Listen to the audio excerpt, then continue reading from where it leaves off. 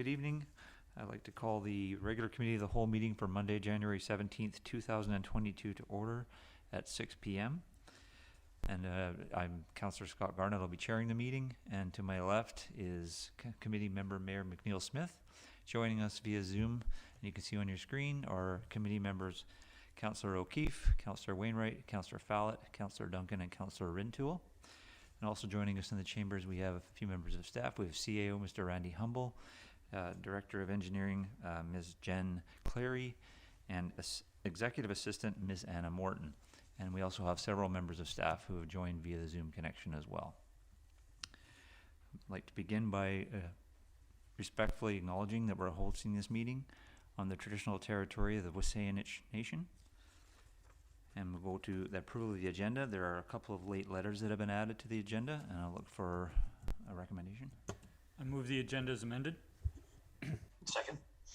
Moved by McNeil Smith and seconded by Councillor Rintoul. All those in favor? Opposed? None opposed. Motion carries. First on the agenda for next will be public participation, and we have somebody who will be joining us this evening, and I'm just going to check to make sure that Ms. Charlene Froome is with us. I am here. Great. And if you could just state your name and your address, and then you have approximately 4 minutes to address the committee. Okay. Hi, thank you. My name is Charlene Froome, and my address is 1605 Dean Park Road. Thank you, Mayor and Council, for letting me speak tonight. I am speaking regarding the report brought forward by Council regarding the changing places proposal for the washroom. As we come out of this pandemic, and we all look forward to doing things that will bring us joy, that will reconnect us with our community, with our families, I think we're all going to start planning things that we want to do. And I'd like you guys to think about that. Are you going to plan your dream vacation? Plan exploring our province, maybe take in a small city, a little city by the sea that you want to explore. Are you going to take your children or grandchildren to the park or to a birthday party? Are you going to just want to grab a cup of coffee and watch the Sunday concert series and wander the streets of Sidney? And if you're going to do any of those things, are any of you planning to figure out if you can do it? Is it on your agenda to say, will I be able to go to the bathroom in any of these places? Because I can guarantee you, for a disabled person, that's number one on their list of criteria, whether it's a dream holiday or just grabbing a coffee and a dinner in your local community. Will I be able to go to the washroom? Sidney has an opportunity right now to make that happen for a lot of people where it hasn't been before. To the report, when I read this report, what I took from it was a report that was based and full of information about not why they couldn't put a changing places into this location, but it seemed to me they were choosing to demonstrate why they didn't want to do it. Some of the examples I'm going to sing and state was one of the issues was safety, that they felt if they had to do this, they would have to reconfigure the plans and it would be an unsafe entry. I've sat in on council meetings where developers have been asked to resubmit their plans because they didn't quite meet what was expected of them. Why isn't this possible for this changing places right now? Architects, planners, and designers have the ability to do this, and it's easier to do it in the planning stage than once it's been built or when you put the shovel in the ground. To me, that's a non-starter, a non-issue. Now's the time to make those changes. Vandalism was another issue, that the equipment is expensive to replace if it's vandalized. I find that awkward too. There's lots of places in Sidney. We've got skate parks. We have other public washrooms. We have art installations. Are you telling me that none of those things are subject to vandalism? None of the other washrooms are subject to vandalism? Yet we think it's okay to exclude the disabled community for that reason alone. Are you telling me that Sidney's rate of vandalism is so high that this is such an issue? Maybe we don't want people coming to Sidney then, if that's our problem. I don't think it is. It's a great place to be. And wouldn't it be nice if we included everybody? The next thing was the accessible parking. What a slap in the face that comment was.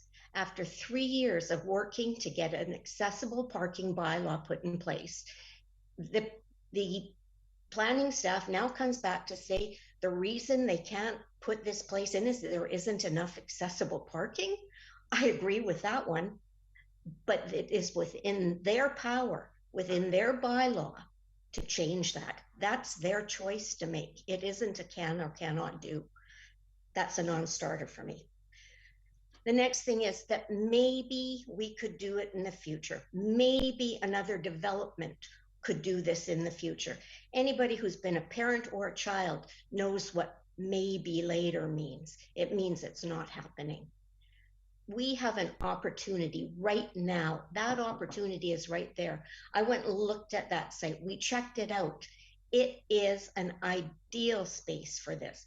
So for you to not take this opportunity to tell the disabled community they don't get the same rights as the rest of you, that when you go to dinner, when you go to a concert in the park, when you meet somebody for coffee, you're limited because there's nowhere for you to go to the bathroom. Maybe down the road you can wheel up to Mary Winsburg if you'd like to.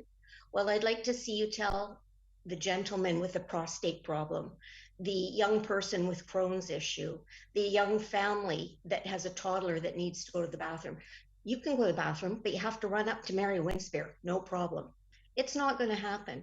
So to me, the whole reasoning that they've put forward for not doing this is not valid. This needs to be changed, and it needs to be changed now.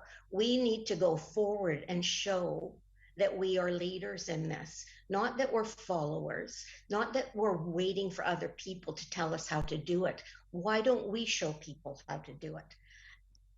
This is so beyond frustrating to me that every time an issue comes up where we want to include or exclude the disabled community, we choose to exclude them. We tend to put them at the last. We tend to put them as an afterthought.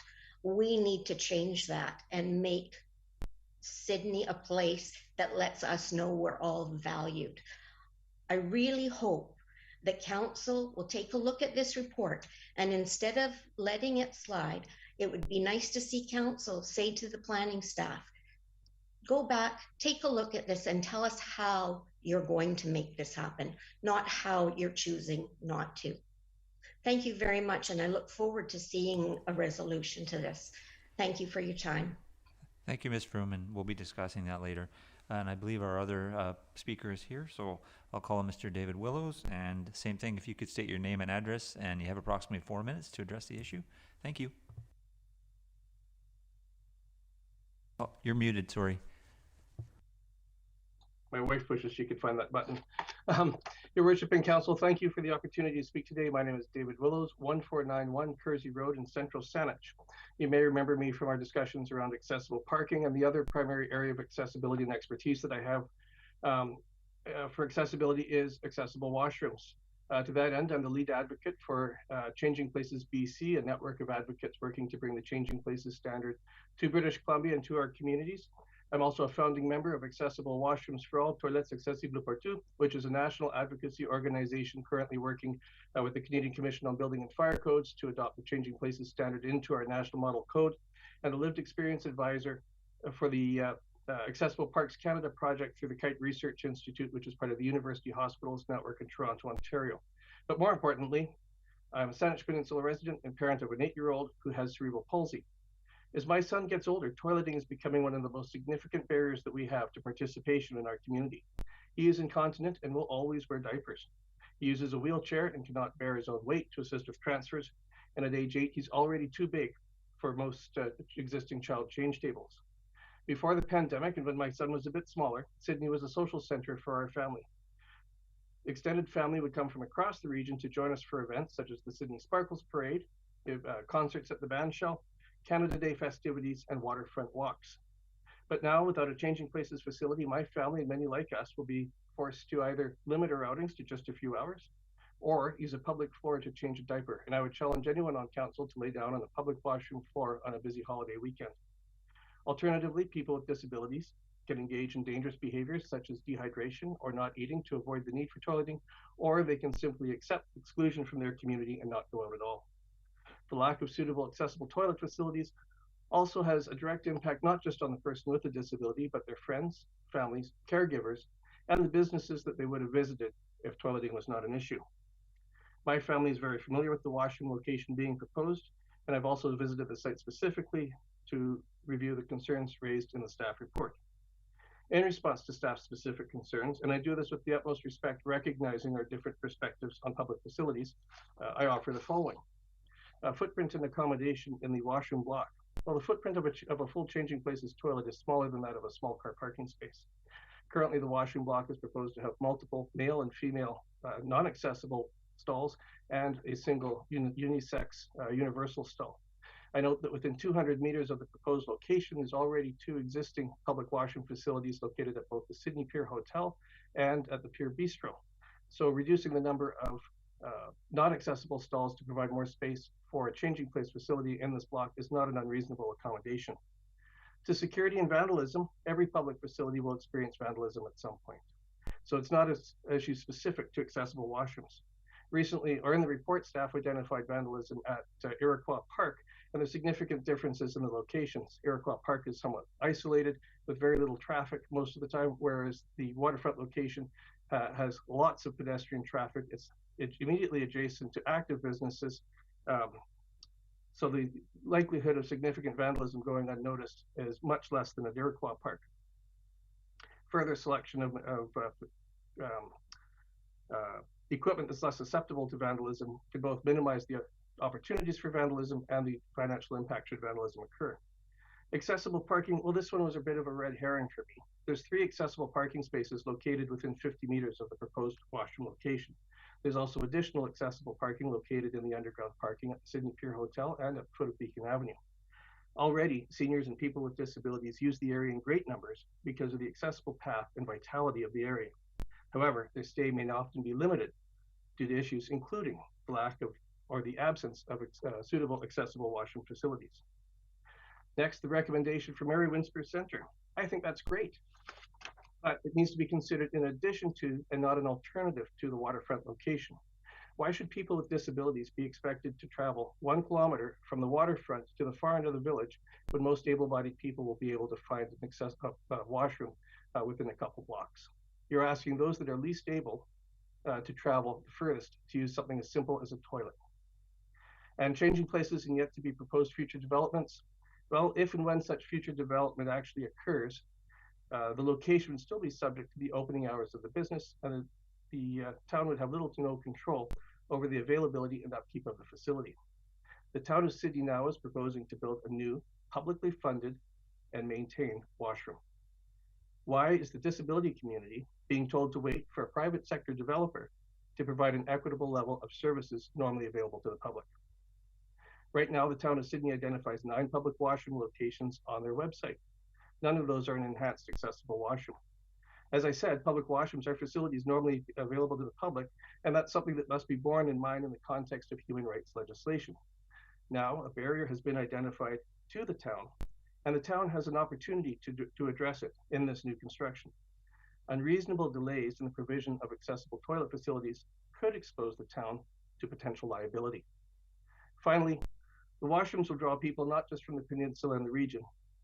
People won't come to see the washroom, but they will come, literally from around the world, if they know that the town is welcoming and accessible. Once the facility is constructed, and if it includes a Changing Places and it's registered on the Changing Places International World Toilet Map, seniors and people with disabilities planning travel will know that Sidney can provide the amenities they need to visit our attractions, eat in our restaurants, and enjoy our public events the same as most people do every day. Thank you very much for your time, and I hope that you take this under consideration tonight. Thank you, Mr. Willis, and we'll be speaking to this a little bit later. Next up on the agenda is the approval of the minutes from the regular committee of the whole meeting of December 13th, 2021, and there's a recommendation. I recommend approval as presented. Second.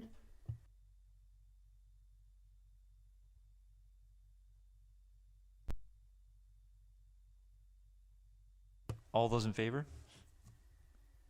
Opposed? None opposed, motion carries. Sorry about that.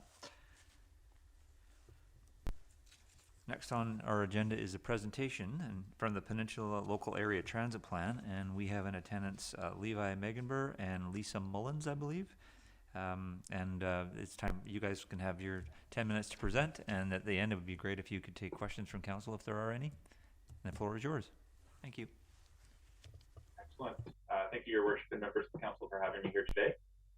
Just a quick question. Is the presentation loaded up, or should I be sharing my screen on this one? If you can share your screen, that would be great. Screen. Excellent. Just confirming everyone can see the presentation. Excellent. Okay.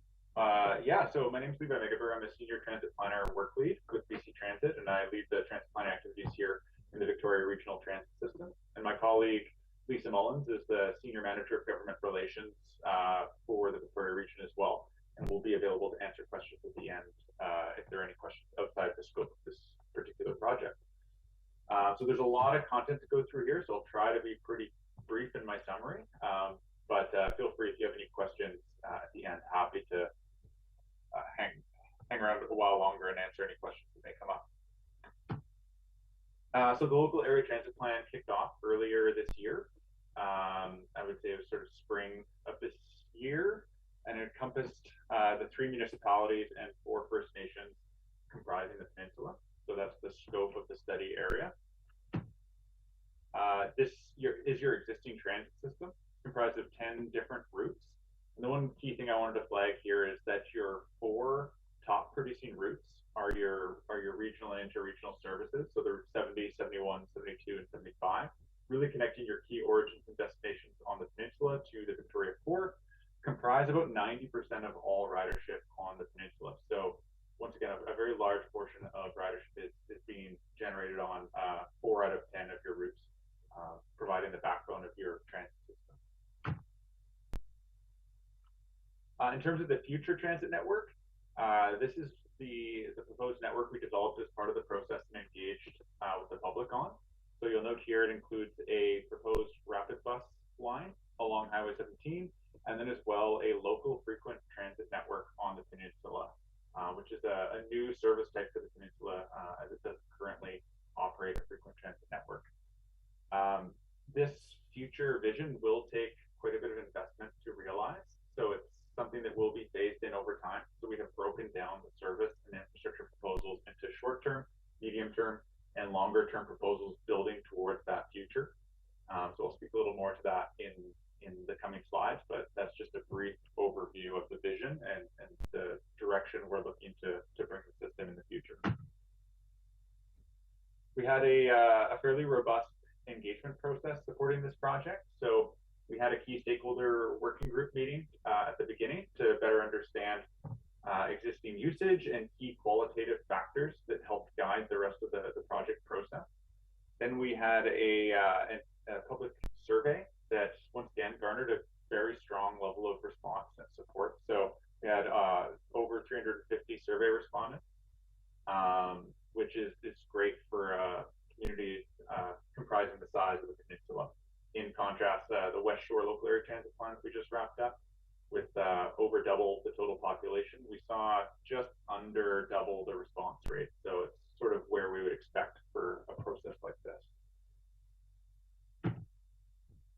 Some of the key things we heard, connections were one of the really key themes we heard again and again. So really connections to UVic, downtown, West Shore, and Camosun College and the airport were all key themes that emerged through the process.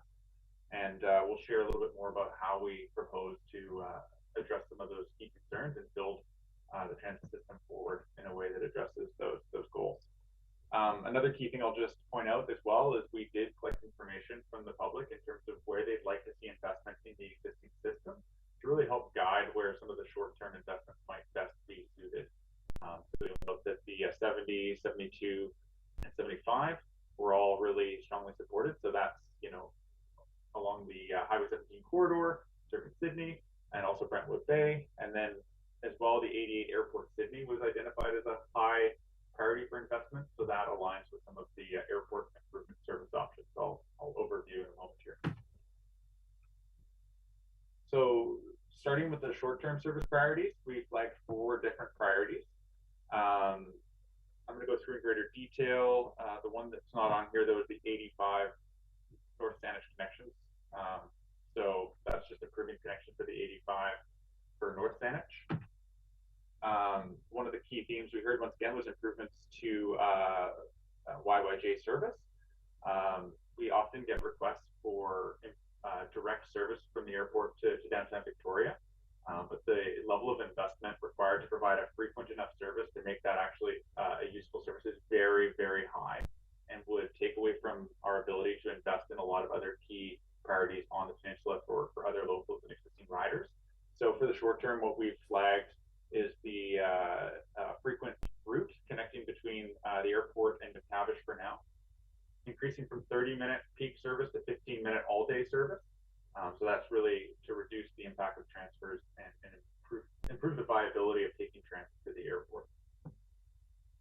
One other thing I'd flag here is that through some of the local route restructuring that would be required for this, there's the potential to explore improvements to service in West Sidney, which I know through previous processes has been a key theme, and I know we've heard from council as well as a priority. Improved regional connections, we flagged Royal Oak and Uptown as 2 really key hubs to look at improving service to, both between the peninsula and these hubs, and then as well with key crosstown routes like Route 39 connecting between the West Shore and UVic, and then routes 26, for example, connecting between Uptown, UVic, and once again, so the investments here are really looking to improve those connections we heard repeatedly through the engagement process. Route 81 Keating extension just looks to extend the existing Route 81 to serve the Keating Crossroad area. So what we heard historically and through this process is that access to the Keating Crossroad industrial area is challenging for people who currently live on the peninsula. So easier to access if you're in Victoria with Route 75, but on the peninsula it requires a transfer and it's a little more challenging. So this is an option to help improve access for employment and services to the Keating industrial area. I'll say as well, there's some industrial areas in that area that currently have no service, so we are exploring the central Saanich opportunities to serve some of these currently unserved nodes. In terms of the medium-term service priorities, looking to continue to build towards that future vision. So improving service on the Route 70 to 30-minute all-day service would be the first step towards implementing rapid bus on the Peninsula corridor.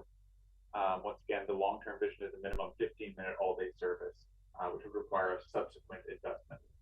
As well, Route 71, which is really a direct Sidney commuter route, has good performance. So in the medium term, we'd be looking to add some service frequency to that route. And then improvements to Route 75 off-peak and weekend service. Really, that's starting to build service levels up on the proposed frequent transit network on the peninsula through the future restructure that would be required there. And then as well, we've earmarked some resources to improve service levels on some of the higher performing local routes on the peninsula as well. In terms of the longer term service priorities, we haven't broken it down into detail. Really, it's just, as I mentioned before, building towards this future vision, implementing rapid bus, this new frequent transit network structure, and realignments to local routes to support this new network structure in the longer term. In terms of infrastructure priorities, a lot of the key ones really just Highway 17 rapid bus infrastructure. Once again, improving access to high level transit along that corridor in the future, which also includes park and ride investments for those in areas that find it hard to access existing transit service. Saanich and exchange improvements were identified as a key theme through the process, so working with Central Saanich on that. And then Schwartz Bay Exchange, looking through their terminal redevelopment process to integrate rapid bus infrastructure and really improve the customer experience at the ferry terminal to really promote sustainable transportation for accessing to and from the ferry. One other thing I'll say about Highway 17 rapid bus infrastructure, that really comprises transit priority measures. So how can we make transit travel faster? Those park and rides, as I mentioned, to improve access, improve stations, improve the convenience and experience for pedestrians accessing it.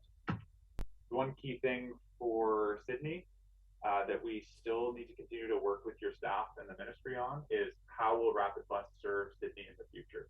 So currently the Route 70 deviates off the highway and serves into the core of Sidney using a relatively convoluted routing that takes quite a bit of time. So really what we did is we looked at 4 different options as part of this process, and 2 emerged as the most popular options through the engagement process.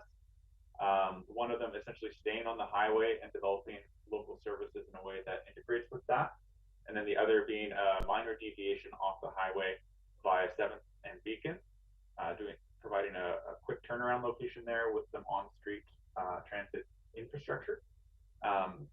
There are still some challenges associated with that intersection between Beacon and the highway.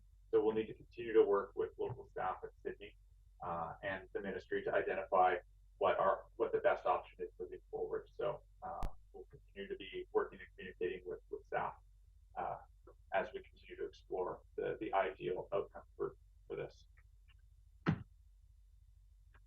So that's pretty much it for the plan. In terms of next steps, we're presenting to all of the councils on the peninsula and collecting feedback. And then after we've made any final revisions based off council feedback, we'll be presenting this plan to the Victoria Regional Transit Commission closer to the end of February, where we hope to get any final tweaks and endorsement for the commission at that point.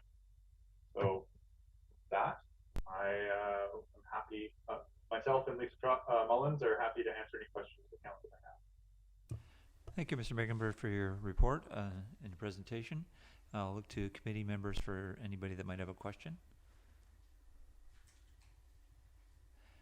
Committee member Councillor O'Keefe.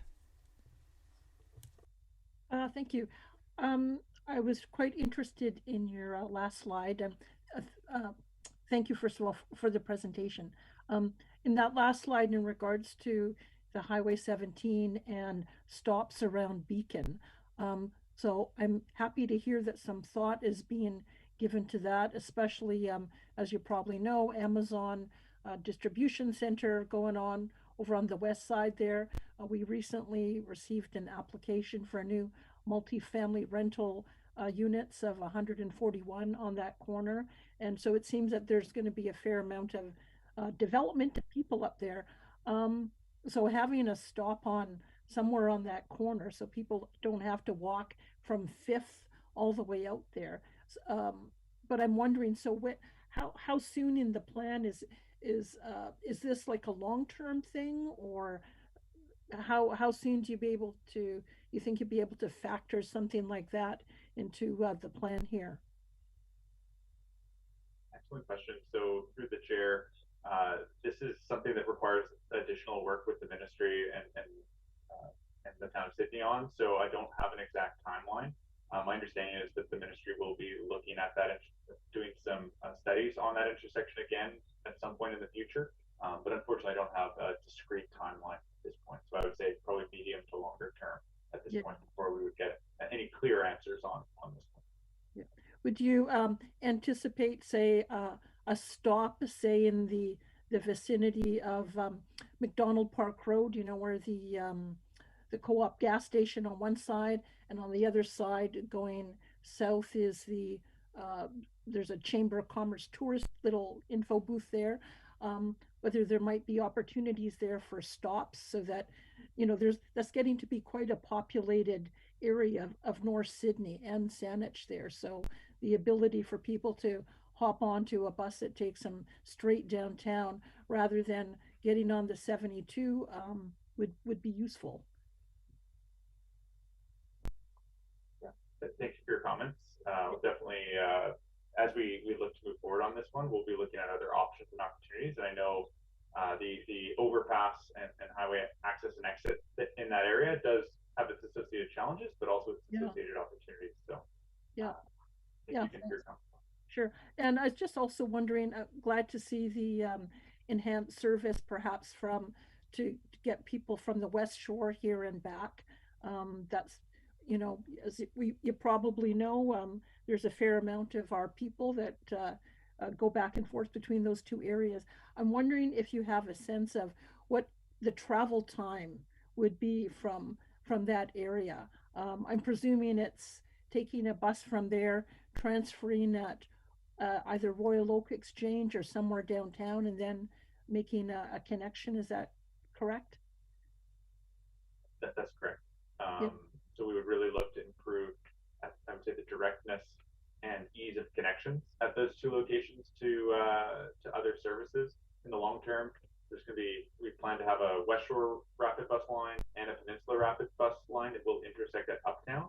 So the goal is really to provide a really quick connections and also direct fast service between the West Shore and the Uptown, and the Peninsula through Uptown in the longer term, but also between the Peninsula service and the Route 39 provides another opportunity at Royal Oak as well that will continue to be improving service on. Right. And so what do we consider like quick or improved, like 45 minutes or an hour, or is there a target or? One thing I can say is that, for example, the Route 50, before and after we implemented transit priority, heading outbound, we were saving 10 to 20 minutes, depending on the time of day, having those dedicated transit lanes. So I think that really, as we continue to invest in transit infrastructure, we're going to see significant improvements in travel time. And that will really help push the needle, I think, in terms of people making the decision to take transit rather than driving. So I don't have an exact number for you, but we have seen some significant improvements as we've made these investments. And I think that the goal is really to keep moving in that direction and keep encouraging people by making the choice easier. Yeah, that's great. Well, thanks very much for that. That's all for me. Thank you. Looks any other committee members? Committee member Mayor McNeil-Smith. Thank you, Chair, and thank you very much for the presentation, and thank you for the excellent slide presentation that was provided to us in advance as well. A couple of questions, and one is kind of a big picture question, and that is, when was the last Peninsula Transit Plan done, and what time frame would it be expected that this Peninsula Transit Plan would serve the Peninsula? That's an excellent question. So this is the first local area plan that's been conducted for the Peninsula. So after the original 2011 Transit Future Plan was completed, we recognized that provided the visionary framework for transit improvements, but it didn't really look at the details in local areas. And so the Peninsula Plan is actually the last local area plan to be completed. And usually the plans have sort of a 5 to 10 year time horizon, depending on how quickly their changes are occurring within the community, both in terms of development and in terms of road network changes and infrastructure. So my guess would be this, the longer term vision could be, 5 to 10 years out, depending on the pace of growth and development and the pace of change in terms of ridership growth as well. Thank you for those answers. And then could you give us time frames, appreciating what you just said about how even a 5 to 10 year plan is affected by future development? What short term is, what medium term and long term is?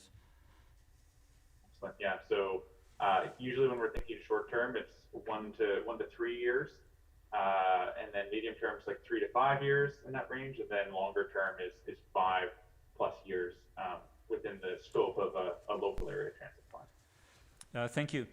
On your slide 4, transit today, the numbers for boarding, 3.1 million boardings in 2019, 1.2 million service hours in 2019, 10 transit routes. Those are all 2019 numbers, of course, pre-pandemic.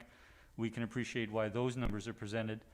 Can you give a comment? Was up until 2019, for example, over the previous 5 years, had there been steady, gradual growth in transit use on the peninsula?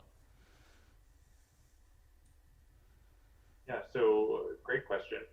What we have seen steady growth throughout the regional transit system over the last 10+ years. I don't have the exact figures in my back pocket, but I do know that it was a challenge keeping up with ridership growth in the years preceding the pandemic. So definitely strong ridership growth. We had made investments in service On the Peninsula, I believe in 2018 was the last time we made some major service changes and service investments.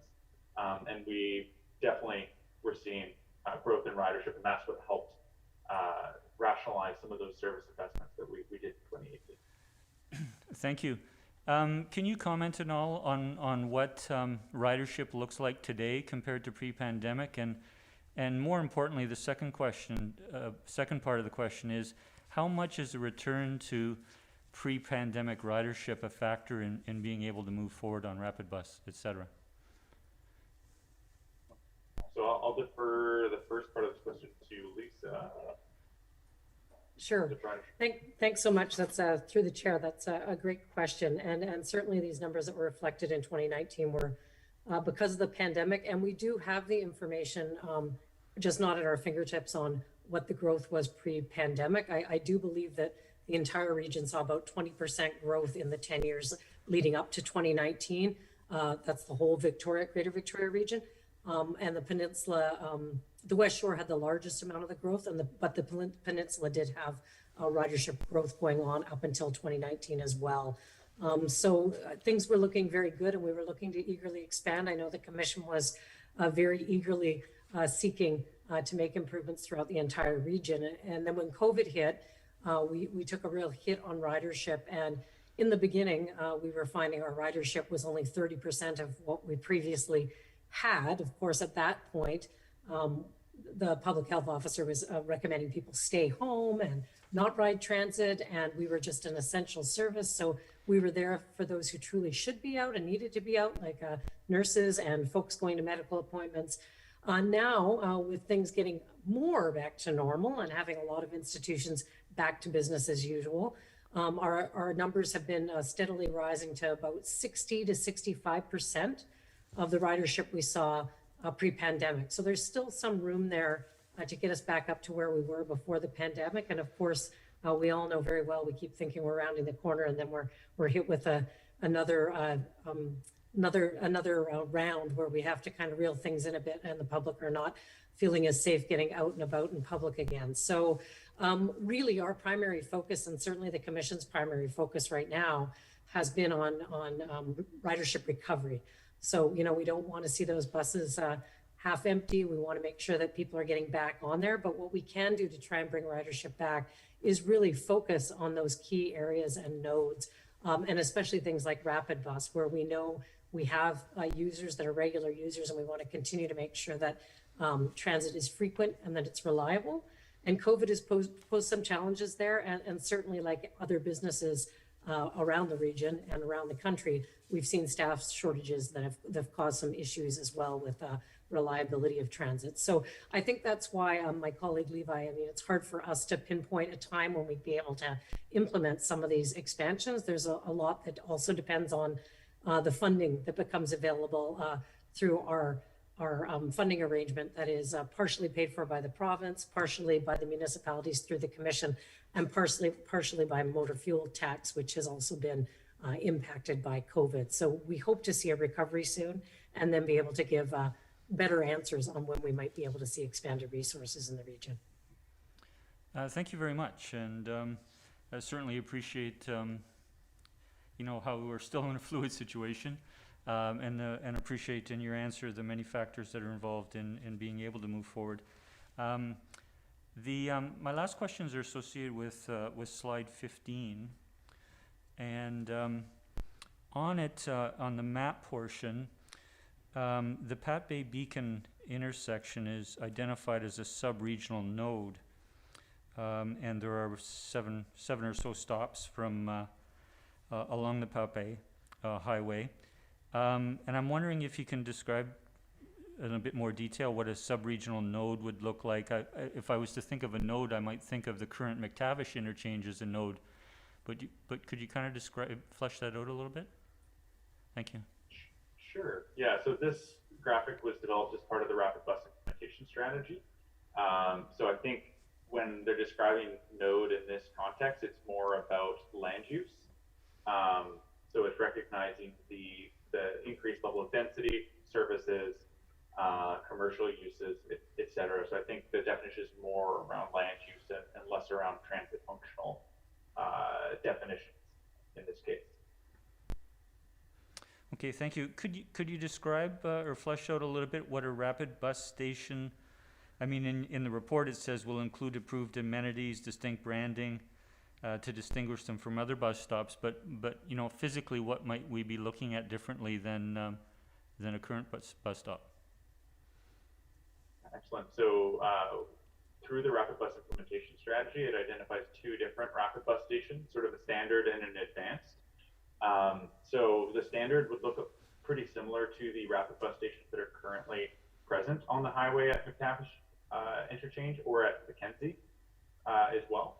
So once again, a T5 shelter, which is really just that much larger branded shelter. I think you can also expect in the future things like next ride, arrival time signage, improved branding, improved just general amenities like potentially having active transportation, integrated infrastructure like bike racks. So the rapid bus implementation strategy has that additional detail in it if you want to take a look and get some greater detail. But in a nutshell, sort of it'll look similar to the ones that are currently on the highway at Tavish, plus the potential for some further future amenity improvement beyond what we see there today as well. Thank you, and thank you again for the presentation, and thank you for the process. I mean, we're really pleased to see that there is now a Peninsula local plan, you know, as opposed to some of the previous planning. I think that will serve us extremely well going into the future. We appreciate all the, you know, the great engagement that was done with residents and businesses and other stakeholders on the Peninsula, and it's tremendous in its detail. I think it's ambitious and optimistic, looking into the future. If my math is right on slide 12, the additional service hours and buses add up to some 28,000 hours and 12 additional buses. Of course, that's over the longer term, and there are factors that will impact, you know, how fast we get there. But thank you very much for this detailed plan. Thanks for having us. Committee member Councillor Rintoul. Yeah, thank you, Chair. And thanks, Levi and Lisa, for the presentation. Slide 9. Victoria Airport Service. Good to see. I think it's you know, in part a catalyst, the convenience to see people using public transit to the airport. I know they've been seeking that for a long time, so I see it as a positive. Certainly, was there any discussion, and I know you addressed it in the third paragraph, West Sidney, but as Councillor Keefe alluded to, we expect in 2022, you know, some growth in West Sidney, if not just on the industrial side with a new warehouse facility and a number of employees there. Was there any discussion about this looping around to West Sidney in sort of a 20-minute cycle? So airport, loop around West Sidney, back to the McTavish Park and Ride. And if not, maybe elaborate on the third paragraph around how you see routes 87 and 88 picking up some of the slack for that congestion. Thank you. Yeah, excellent question. So through the chair, there wasn't consideration for having the actual proposed FTN serve West Sidney, but the idea was that currently routes 87 and 88 would be no longer serving the airport, so we'd have the opportunity to reallocate some service as part of a local transit restructure to really look at improving service access to those areas of West Sidney that you identified, because once again, they are provided with a pretty low level of service currently. So further planning work needs to be done as part of the implementation planning for that to determine the exact routing. But really, this plan just identifies that when we go to do that detailed implementation planning here, it's identified as one of those key goals for us to accomplish as part of the restructure. So didn't quite get to that level of detail as part of this plan. It identified as a future plan, and we'll be doing that work once we get the resources to implement this priority and in order to make it happen. And if I may add a follow-up, I think 87 and 88 are smaller vehicles. Correct me if I'm wrong. The intent for the size of vehicle to run the airport service is in a larger vehicle, and if so, you know, again, we certainly anticipate additional traffic in that West Sydney area, and would look to transit to help alleviate some of that congestion. Are those small vehicles, if that's the solution, is it a feasible contribution to help with those challenges that are likely? Yeah, that's a great question. I think likely we're gonna be observing the ridership impacts of these changes over time. I would say that with the increase in frequency, probably the demand on any given trip probably won't be enough to require a larger vehicle, would be my gut. For example, if you double frequency, like there's twice as many opportunities for someone to hop on a bus. But yeah, we'll definitely be exploring that further through the implementation planning process. And then we'll continue to monitor once we actually implement the change and see if we need to change around vehicle assignment to account for any changes in passenger demand that may come about. Thank you. I'm just going to ask, because I can't see everybody on the screen, if Councillor Duncan, Councillor Fallett, or Councillor Wainwright have any comments or questions before I go back to Councillor O'Keefe. Not hearing anything. Councillor O'Keefe?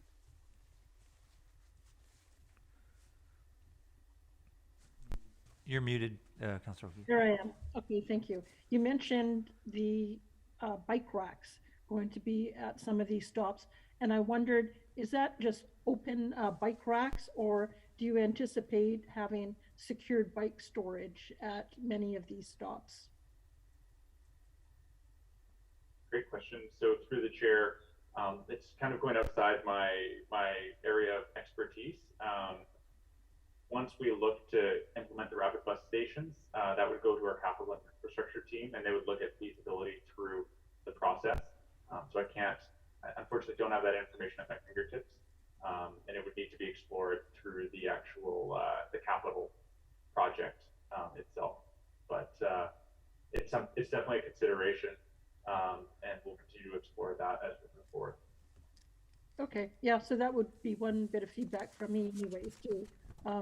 Really explore that. We're going through a process of looking at active transportation plan in Sidney. North Saanich has done theirs as well. We're planning to expand our cycling network, so the ability for citizens to jump on a bike path and get to the bus and store their bike securely for the day while they take off to go work in the West Shore or downtown would be a really great benefit, and I think would help greatly in motivating people to get onto transit. So thanks for that.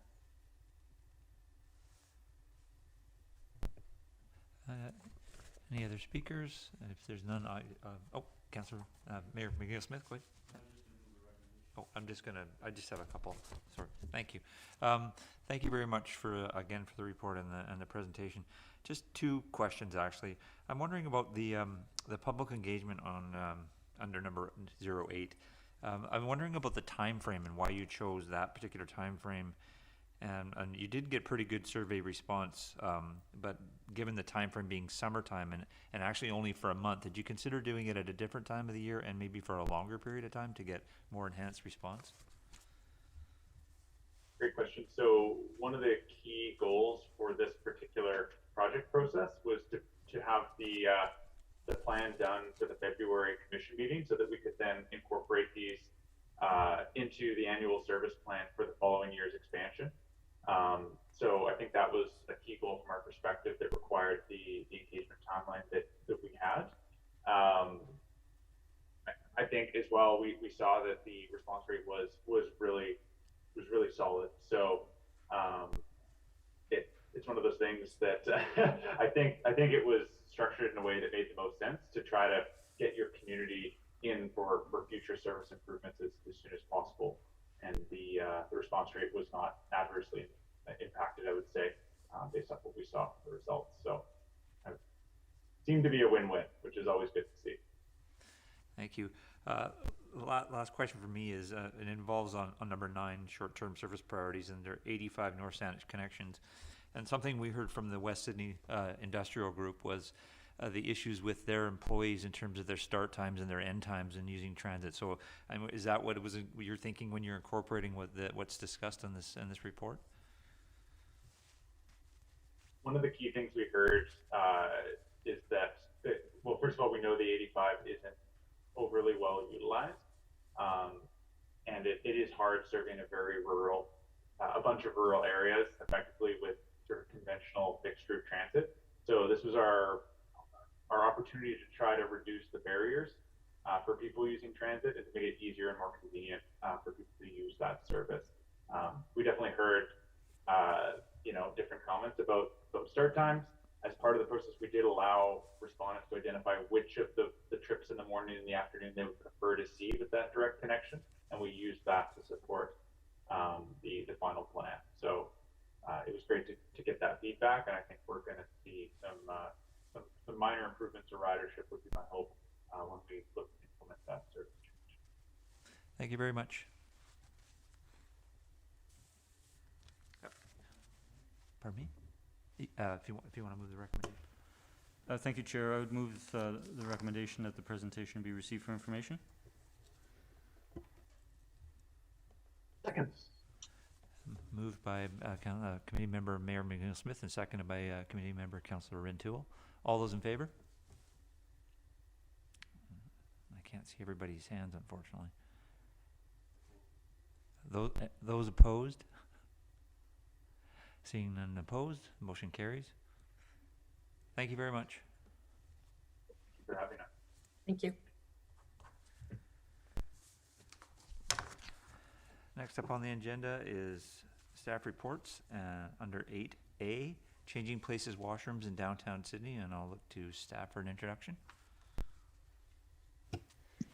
Excuse me, can we just wait until the shared screen goes off?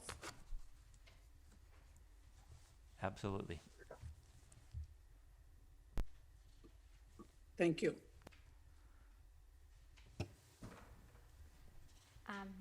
Thank you. Are we good to begin? Yeah. Feel free. Thanks through to the chair and committee.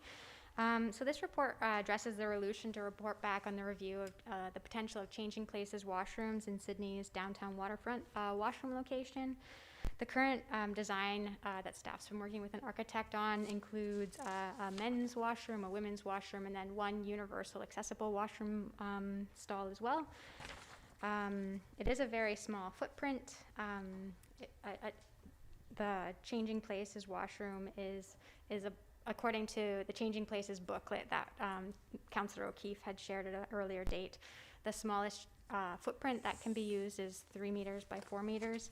And the existing floor area of the washroom, the planned washrooms, is 4.8 meters by 5.6 meters. So it would take up approximately 45% of the usable floor area of the existing washrooms. So that's just kind of to give you an idea of the tight space that we're working in.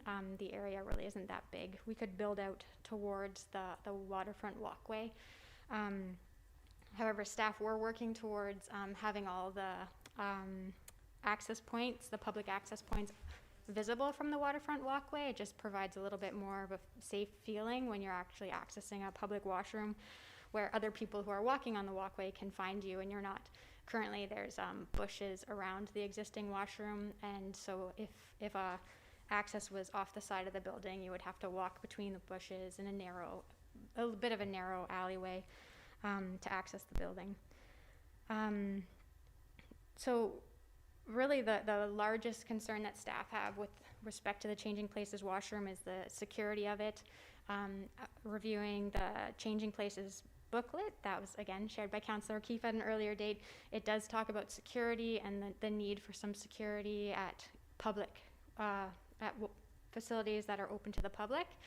It talks about some options. There's key schemes where I guess in Europe and Australia, they both have a universal key that can be purchased by people with disabilities, and then they have a whole bunch of different washrooms that have this key as access. So it provides good access for people who need it, and it keeps people who may just want to go in and vandalize it, or even I was thinking earlier, like if someone went in with a family and, you know, the kids started playing with the lift, you know, they could damage it without intentionally doing that, but that is a risk by having it open to the public and usable for everybody. We do see vandalism in all of our public washrooms in Sidney. The most damage that we typically see is in the universal washroom at Iroquois Park.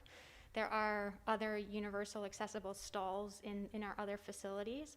However, that is the only one that we have to date that you can go in and actually lock yourself in and you have an entire washroom facility to yourself. And that is where we see the highest amount of vandalism, the largest dollar value, even though it's fairly small compared to what could happen in a facility that has, you know, almost $30,000 worth of equipment in it, where someone could do, you know, a significant amount of damage in that facility. And yes, and related to the public parking spaces, the accessible parking spaces in the immediate vicinity of the washroom are actually private parking spaces. They're for the businesses there and their patrons for use, and the town can't expect them to be available for the public to use if they are using that washroom. And there's not really space in the immediate vicinity to make any additional public, I want to specify public, not private, public accessible parking spaces. And yeah, staff have already reached out to the Mary Winsburg to kind of broach the idea of looking at a changing places washroom in the Mary Winsburg facility. There would need to be a lot of discussions and a lot of work there, but that is something that we'd recommend looking into further. We're continuing to look into changing places washrooms in a location in downtown where there is a base level of security, where people can't, you know, wouldn't just lock themselves in there for an extended period of time and potentially cause a lot of damage. And that is all. Thank you. I'll look to committee members for questions. And committee member Councillor Fallett. Thank you very much, Chair. Through you to staff, I'm just looking for some clarity on page 1 of the report in the first paragraph and discussion. At the end of it, it states it should be noted that construction of a washroom in this location is dependent on concluding an agreement with the current leaseholder of the property, and then says staff are in the final stages of this lease amendment. So I'm trying to understand that statement and then the recommendation that the staff continue to look for opportunities for permanent public washrooms. Can staff comment on that, please? Sure, through the mayor to Councillor Fallett. So we are looking, we're in the process of working on a lease swap with the leaseholder for some, the patio spaces that are currently for the 2 restaurants in that location. And so the town would then therefore take over the area where the public washrooms would be. So currently that area is under lease, a long-term lease with the individuals who run the businesses there. The other, looking for washrooms in other downtown locations, that was something that came out of a previous washroom report where staff will look for the potential of public washrooms in future downtown developments. So if there's a site downtown that develops, staff will, you know, ask first if there is the potential for having a public washroom there before they get too far into the design and construction phase. And one of those facilities might be suitable for changing places. Okay, so if I'm understanding you correctly then, the location that we're talking about right now between the Victoria Distilleries and the Rum Runner, that is in the process of being finalized, those negotiations, to place a washroom there. And then in addition, the recommendation is talking about additional opportunities for permanent. Am I correct in understanding that? Correct. Okay, thank you. Okay, that does it for now. Thank you. Committee member Councillor O'Keefe. Thank you, Chair. Through you, through you to staff.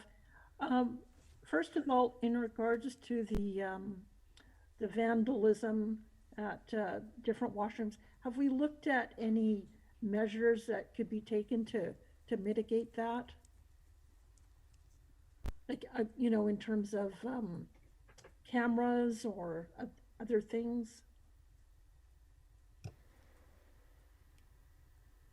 Through to Councillor O'Keefe, there is a camera set up at that Iroquois Park facility. It doesn't record anything because there are freedom of information challenges around municipalities recording video information of the public. I don't have all the background on that, but we could provide more if you'd like to know more about that. That's fine. And also in regards to costs, so the costs mention an additional 30,000 for the equipment for the changing places, and then we would need to bump up the operations budget to account for any increased vandalism or repairs. And could you also confirm any additional costs for design of the structure and the additional footprint? How much we would be looking at for that? A very rough cost estimate for the washroom would be about 400,000 if we were to include the changing places washroom. The existing budget is 300,000. That being said, we don't have a confirmed footprint, so we would need to work on exactly what we want to see in the washroom. If we were to include a changing places, do we want to include the accessible universal stall as well as a changing places? Do we still want to include the number of stalls that are in the men's and women's sides as well? So those things do need to be ironed out before a real cost estimate could be provided. And also we are in a very volatile construction market, and as far as like equipment lead times and costs of equipment, it's really an unknown until you go to tender for some of these things. Right, okay, thanks. And one more, if I may, your reference about the universal washroom. So in your rough cost estimate and in your plan, your comments about having to reorientate the building if we were to include a changing places, was that assuming that we would have both, or the universal access washroom has a certain footprint, and so how much more would we have to just add on to that? So I'm wondering if, when you're factoring this in, are you talking about doing both, or the little bit of extra we would need to add on to the accessible washroom that's planned for already? At this point, we've been looking at doing both washrooms because we do need some sort of gender neutral facility as well, and the universal accessible washroom can act as that gender neutral space, unless we're going to have the changing places washroom as that space where everybody could use it. Okay, so that's an option then, that we could have the changing places be that universal, and presumably that would reduce the footprint and the additional costs? Again, it's challenging to know without doing a design for it, but potentially. Okay, that's good. Thank you for that. Any other questions from committee members? Okay, committee member Mayor McNeil-Smith.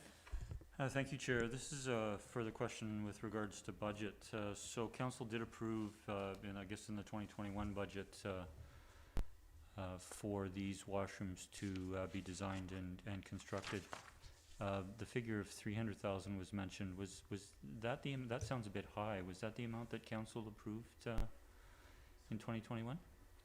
That's correct, Mr. Mayor. And that was just for the waterfront, not including 4th Street? I believe just for the waterfront. Thank you. And so we appreciate that the design work that's been done to date, which does not include the changeable washrooms. What would be the timeline if we were to proceed with that design? Appreciating the challenges we've had with RFPs for the 4th Street washrooms, what would be the anticipated timeline we would look to construct? So from staff's perspective, through the chair, to member McNeil Smith, We'd be looking at, I believe, for the non-changing places washroom, if we were to go with the original design, we'd be looking at June-ish for that. If we were to redesign and incorporate a changing places washroom, that would extend it in terms of the design, I think, by an additional few months. And we would, it's really hard to put a figure in terms of completion with the changing places. Again, as Ms. Clary's pointed out, it's really dependent on our ability to access materials and source that and go through the tender process. But we could be looking at probably 2023 spring for completion. Thank you for those clarifications. I have one more related question, and if Mr. Hissick is available, I don't mean to put him on the spot, but in the budget approval, where were the funds coming from for these washrooms? Thank you, Mr. Mayor. The budget for the washrooms was the gas tax fund, formerly known as the gas tax fund.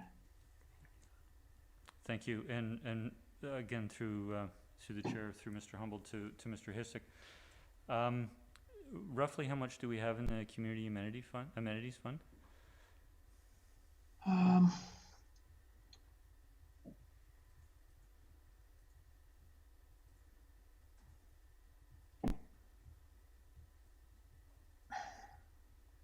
Just a moment, please.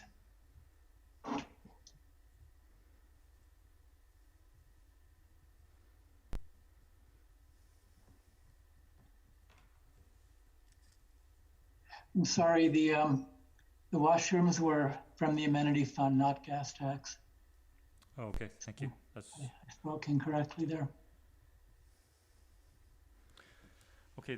That's helpful. A question through chair to staff in general is we now understand that there would be the roughly $30,000 cost of equipment if we were to go with changing places, but there would also be redesign of the space, architect's fees, and then there would be the additional construction cost if the footprint, however much the footprint would be increased, would lead to increased construction costs.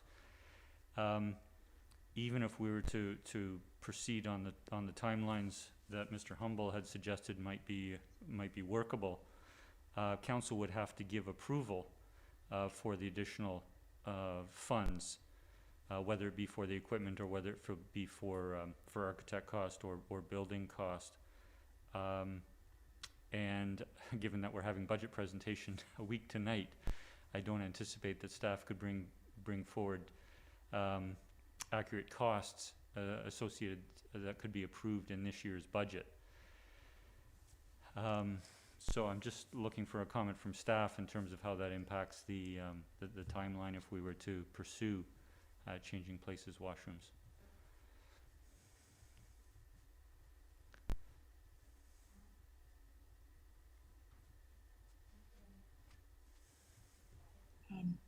If council wanted the additional budget amount in place, we could certainly put a placeholder in, maybe overestimate, just so we have enough money for it. It depends on what decision council takes tonight. Okay, I appreciate that. Thank you, and I'll just check. Another question through the chair to staff is, what does it get to a point if we increase the footprint to accommodate changing places in addition to what's been designed, even if we change that? Do we run into a challenge in terms of the space available to lease, given the partner that we're negotiating the lease with? If I can, through the chair to Mayor McNeil Smith. So the actual lease area is finite in terms of its size. Any expansion beyond the existing footprint, it's my understanding, and maybe Ms. Clary can clarify, but it's my understanding that we would then have to go outside of the lease area and extend into the area that is more easterly, adjacent to the public walkway, and which is outside of the lease area. So we'd be extending out into that public realm beyond the lease area into non-lease area to the east. Okay, so we're then getting into the town public right-of-way. Correct. Adjacent to the, additional to the walkway. That's correct. Okay. And a related question is,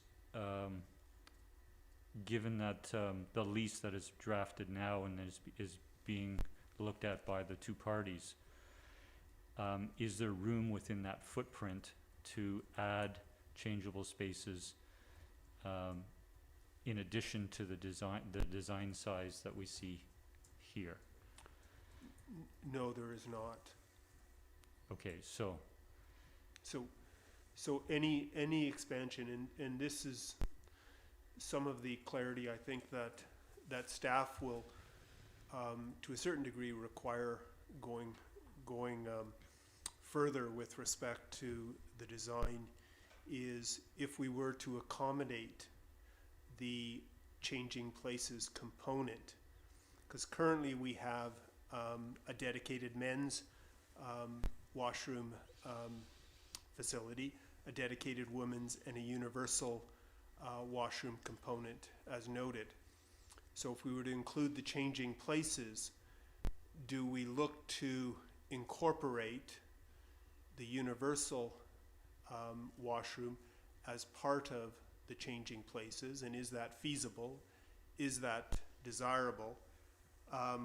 Or alternatively, can we look to eliminate the dedicated men's, dedicated women's, and look to simply a changing places washroom with a universal washroom that is gender inclusive or non-gender specific?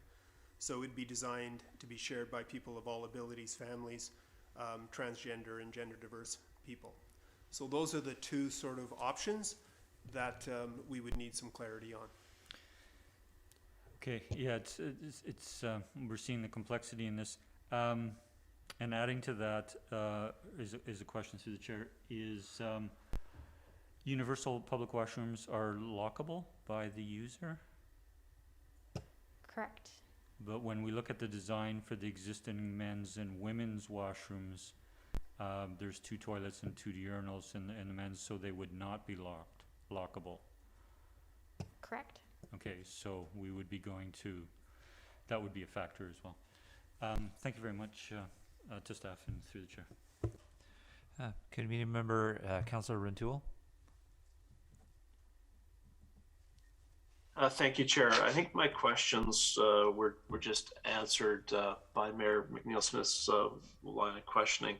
And I think I'll just reserve, I don't have a question for staff, but I suspect I'll just state that I'm interested in further exploring the prospect of a combined universal washroom and changing places washroom, as Councillor Keefe queried earlier, and the Mayor was just querying. It sounds as if, from what staff are saying, that there's space to perhaps do that, and it's a matter of a placeholder in the budget to maybe facilitate that for that later discussion and budget. So I'll leave my comments there. Thank you, Chair. Thank you, Chair. One additional question, Councillor Rintoul's comment triggered again. Is staff aware if there are other changing places washrooms? We learned through this process about the Victoria Airport Authority, but in other local governments on the South Island or even the island, and experience to be gained whether they've combined universal and changing places? Not that I'm aware of. Okay, thank you. Thank you, Chair. Committee member, Councillor Duncan. Thanks. I'm not sure you can see my hand against the blue background.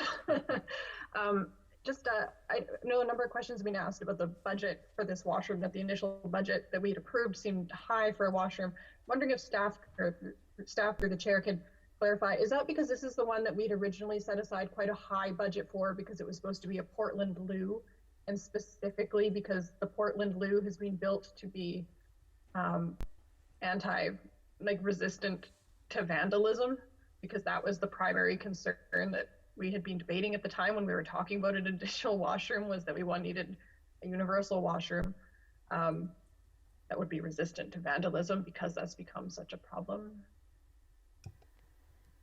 Through to Councillor Duncan, that's correct. Originally, we had budgeted for 2 Portland loos over a couple years, so they were $150,000 each, so 300 total.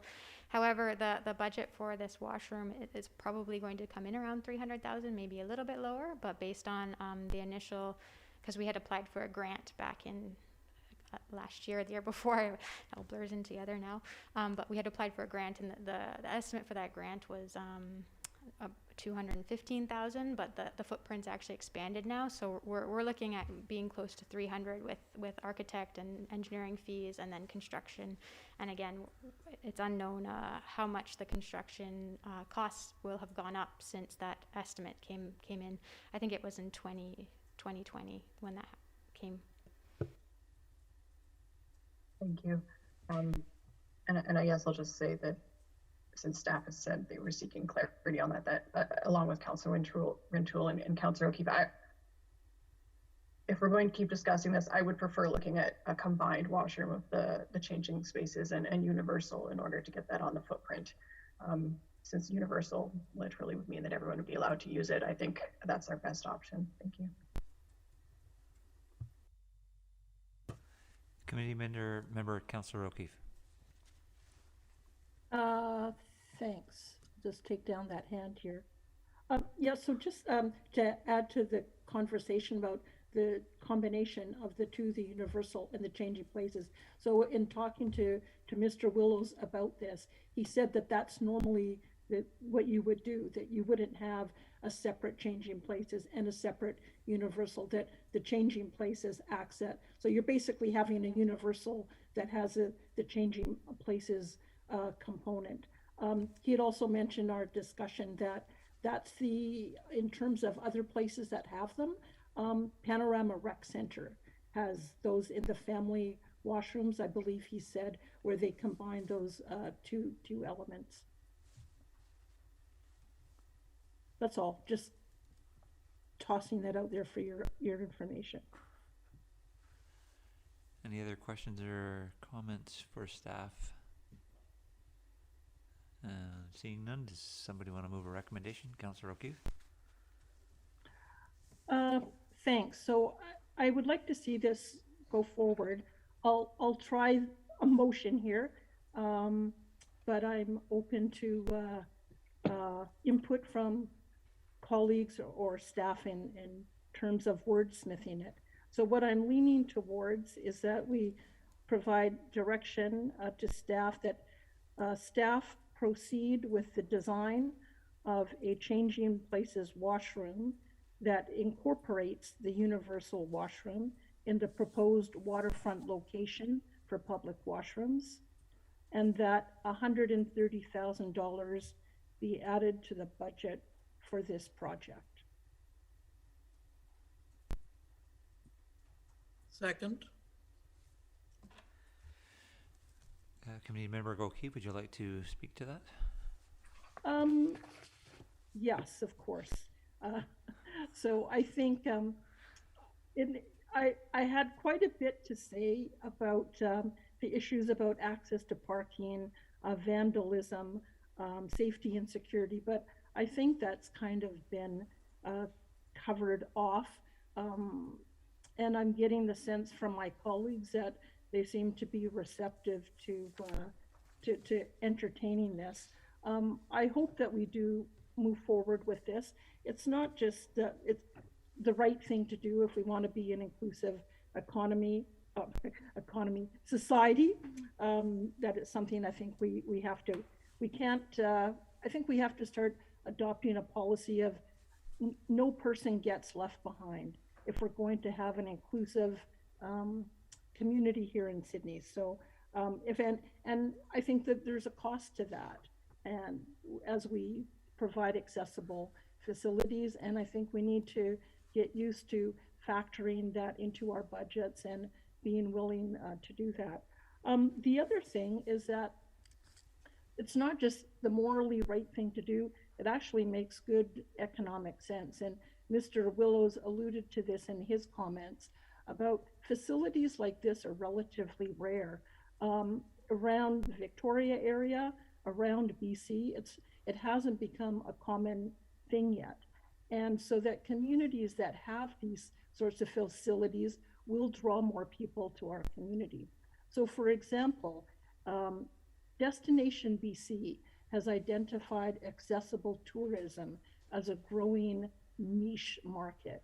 And as we know, our local tourism industry has been devastated by the pandemic, and things are starting to improve. And so as we come out of this, it seems to me that investing some money in this is a good investment in building back better to help draw more people to our community. Sydney is really well situated to take advantage of this type of accessible tourism market. We're already flat and accessible. We have an airport that has an accessible designation and a rec center. We have a major attraction right close by, the Shaw Center, that's recognized for accessibility, spectacular waterfront. I think the issues we talked about with access to parking, vandalism, I think we can find a way to work around those things. Yeah, so I'll leave it at that. And as I say, if council members generally agree with this direction, but feel that we need to tweak that motion, I'm happy to consider comments on that. Thank you. Mr. Humble. Thank you, Mr. Chair. Just a couple of comments from staff. One is it would be good, I think, as well, to maybe get a motion and a resolution from council to alter the strategic plan date for the completion of the project from, I believe it's Q4 2022 to Q1 or Q2 of 2023 as an alteration, because currently we do have that in our strategic plan. The other comment from staff is I anticipate we would look to, and I don't know if we require a council resolution. I think we'd bring it forward at the appropriate time for budget, but an annual, an increase to our annual maintenance budget for the facility as well. And then the only other thing is, and I'm not sure if we need to address this evening, but what council's perspective might be in terms of a key lock system. You know, do we look to a key lock system for that particular facility, or do we simply look to keep it open during the day, like our other washroom facilities, and lock it after hours? So those are just some comments. Thank you. Councillor Fowler, as a seconder, would you like to speak? Yes, thank you. I'm happy to support this. When I listened to Ms. Froome earlier this evening and her impassioned plea for us to consider it, she talked about the rights of the disabled and the needs of the disabled, and their considerations when they do something that, for those of us who have the privilege to be able-bodied, don't give a second thought to, and that is, I'm going out for a coffee, and if I have to use a washroom, where would I go? We sort of assume that we're going to, and generally we're correct, that we're going to have facilities nearby, whether they are in the location of the business, the establishment we are in, or they're public facilities. For the disabled person, they have a whole other series of considerations. And I think given our community and the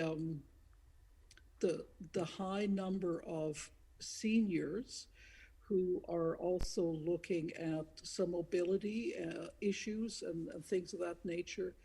I think this is a natural progression for us to look at. This is a facility we need to have in our community.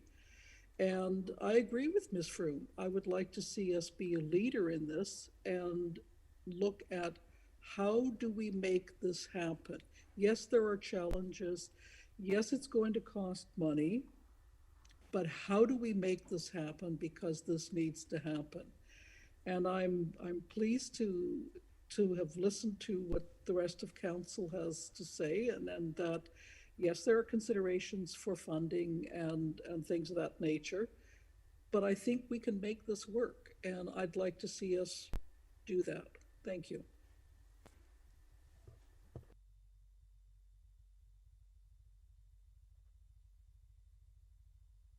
Committee member, Councillor Duncan.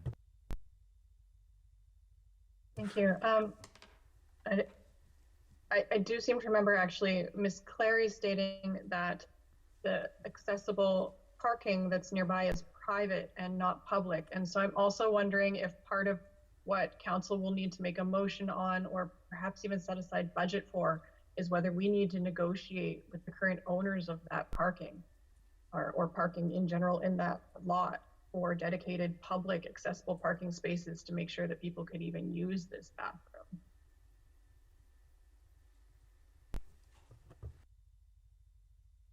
Again, committee member, Mayor McNeil-Smith.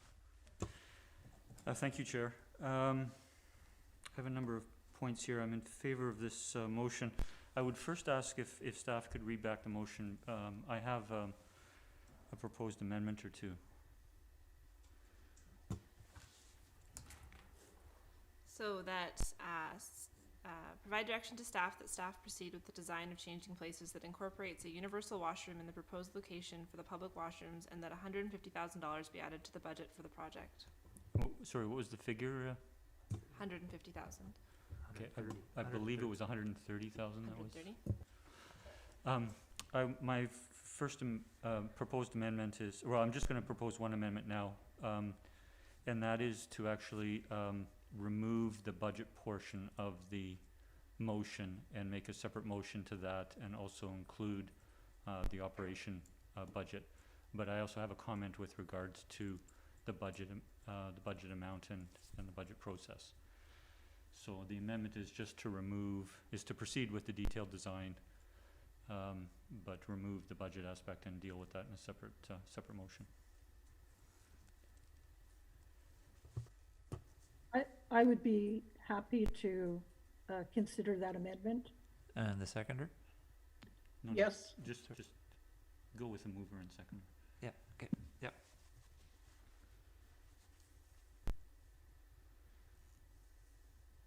So we're going to move the amendment. So do we have a seconder of the amendment? I guess, is that me? If you want to. Councillor O'Keefe?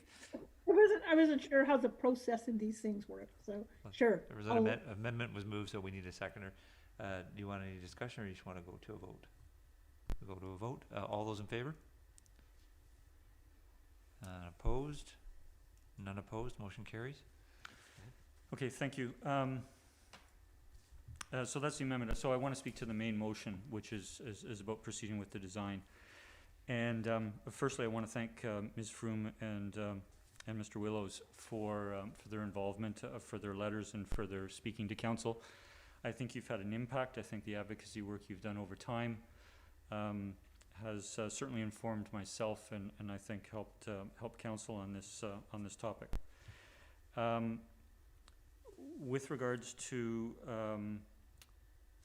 the need for washrooms, I believe it's the right thing to do, and I think of our downtown waterfront over time.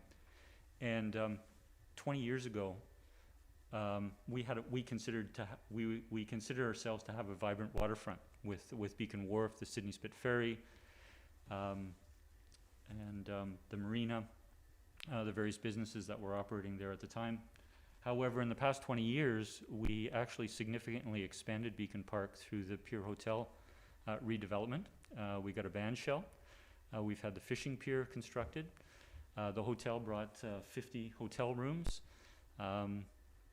and 10,000 square foot Shaw Ocean Discovery Center, and a redevelopment of a portion of the Sidney Hotel site, which 20 years ago was a parking lot, and is now the Cannery Building with a vibrant restaurant and other businesses.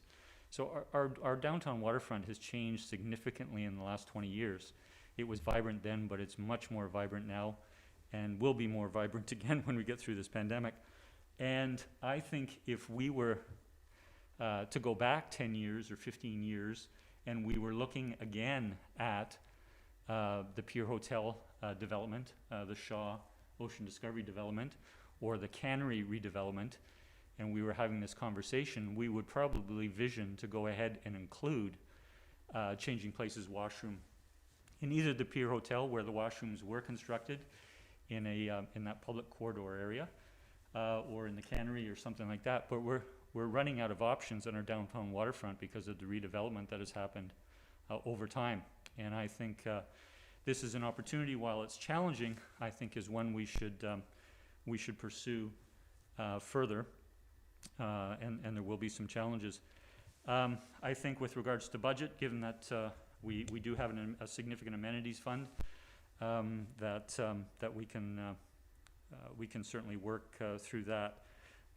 With regards to the accessible parking, I think it was important for staff, and also either Ms. Froome or Mr. Willows brought forward that there's a distinction to be made between accessible parking in private lots, such as the businesses that operate on the seaport lands, versus public off-street or public parking in the right-of-way.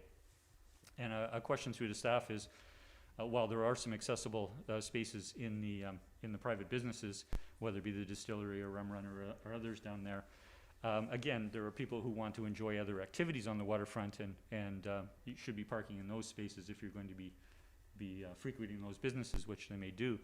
But we have public parking spaces on just south of the band shell, and I believe there is an accessible space there. But I would leave it to staff to bring a proposal or a suggestion, or maybe colleagues have a recommendation, because I think there's a distinction to be made between accessible parking spaces for those that just can only be used by a person who needs an accessible parking space, but an oversized parking space that allows people to use certain mobility aids getting in and out of their vehicles. So I can't remember exactly what we have there, but I can make a subsequent resolution for staff to look at that. So I am supportive of this looking forward. I appreciate the staff has brought forward and issues or discussion points like vandalism. I want to use the term from the report, crime prevention through environmental design. I mean, this is something that's taken seriously by planners, and I thank staff for bringing it forward, because we do want to be concerned. 3 sides of this particular leased area are significant bushes and trees and growth, and so that is a concern that I think is reasonable for staff to bring forward. But hopefully through the leasable area we can address both safety and accessibility for everyone. And so having spoken to that support, I will now make a motion for staff to bring forward to budget deliberations an additional amount of $130,000 for consideration. I think we could give approval to that amount to this project this evening, but I think it's proper to do it during budget deliberations when we have the entire budget before us. And I think staff may wish to take a look at the appropriateness of that number when they bring forward in the budget as well. So I would make that recommendation, and as well as bringing an addition to the operations budget. So that's a single motion to bring forward the $130,000 in capital cost to the washroom project, and an additional amount for operations. I thought we had an amended motion on the floor to vote on. We haven't voted on the main motion. So there's a motion on the floor already. The main motion was pulled, and we had an amended motion that we voted on. I'm sorry, I spoke to the main motion, and so I withdraw a motion with regards to the budget because of the main motion that's on the floor. Committee member Councillor Duncan. Thank you. I've lost track. I don't know if I've already spoken to the main motion or not. If I'm a second time speaker, I thought I'd seen Councillor Wainwright maybe wanting to speak for a first time if that was true. Or shall I just go? Go ahead. I'll just Go ahead. Yeah. All right. Yeah, thanks. I definitely am supportive of going forward with this project. And as the mayor has brought up, the SIPTED is a very strong concern. It's definitely a concern of mine because I know when my son was a baby, he had an ileostomy for his first year and a half, and trying to find a washroom that could contain his medical equipment was very hard, and especially after his pull-through surgery, when I had to change him roughly every 45 minutes as his body recovered. I got to know the washrooms very intimately, and I know that even something as simple and regular as the equipment of a baby change table was not available, and he was usually changed on the floor with all of that equipment. And so knowing that this equipment is a lot more expensive and easier to break, and how long it would probably be out of order if it was, I think this is not a small concern that can be easily brushed aside, especially knowing that our 4th Street washrooms are behind because we have no contractors or materials to build it. Something that's even more specialized, if this gets broken, it may be out of order not for weeks or months, but possibly years, knowing the way that our supply chain is likely to get worse. So I think this is not a minor consideration, considering how much more serious this is than simply a baby change table that we already know is very liable to be broken and then not fixed in a regular washroom. And I guess I would also just like, 'cause we're on the main motion, to again state, as many already have, my appreciation for Ms. Froome and Mr. Willows on their excellent discussions as always about Canadian Human Rights Charter and access to public venues that citizens in our society are expected to be able to have.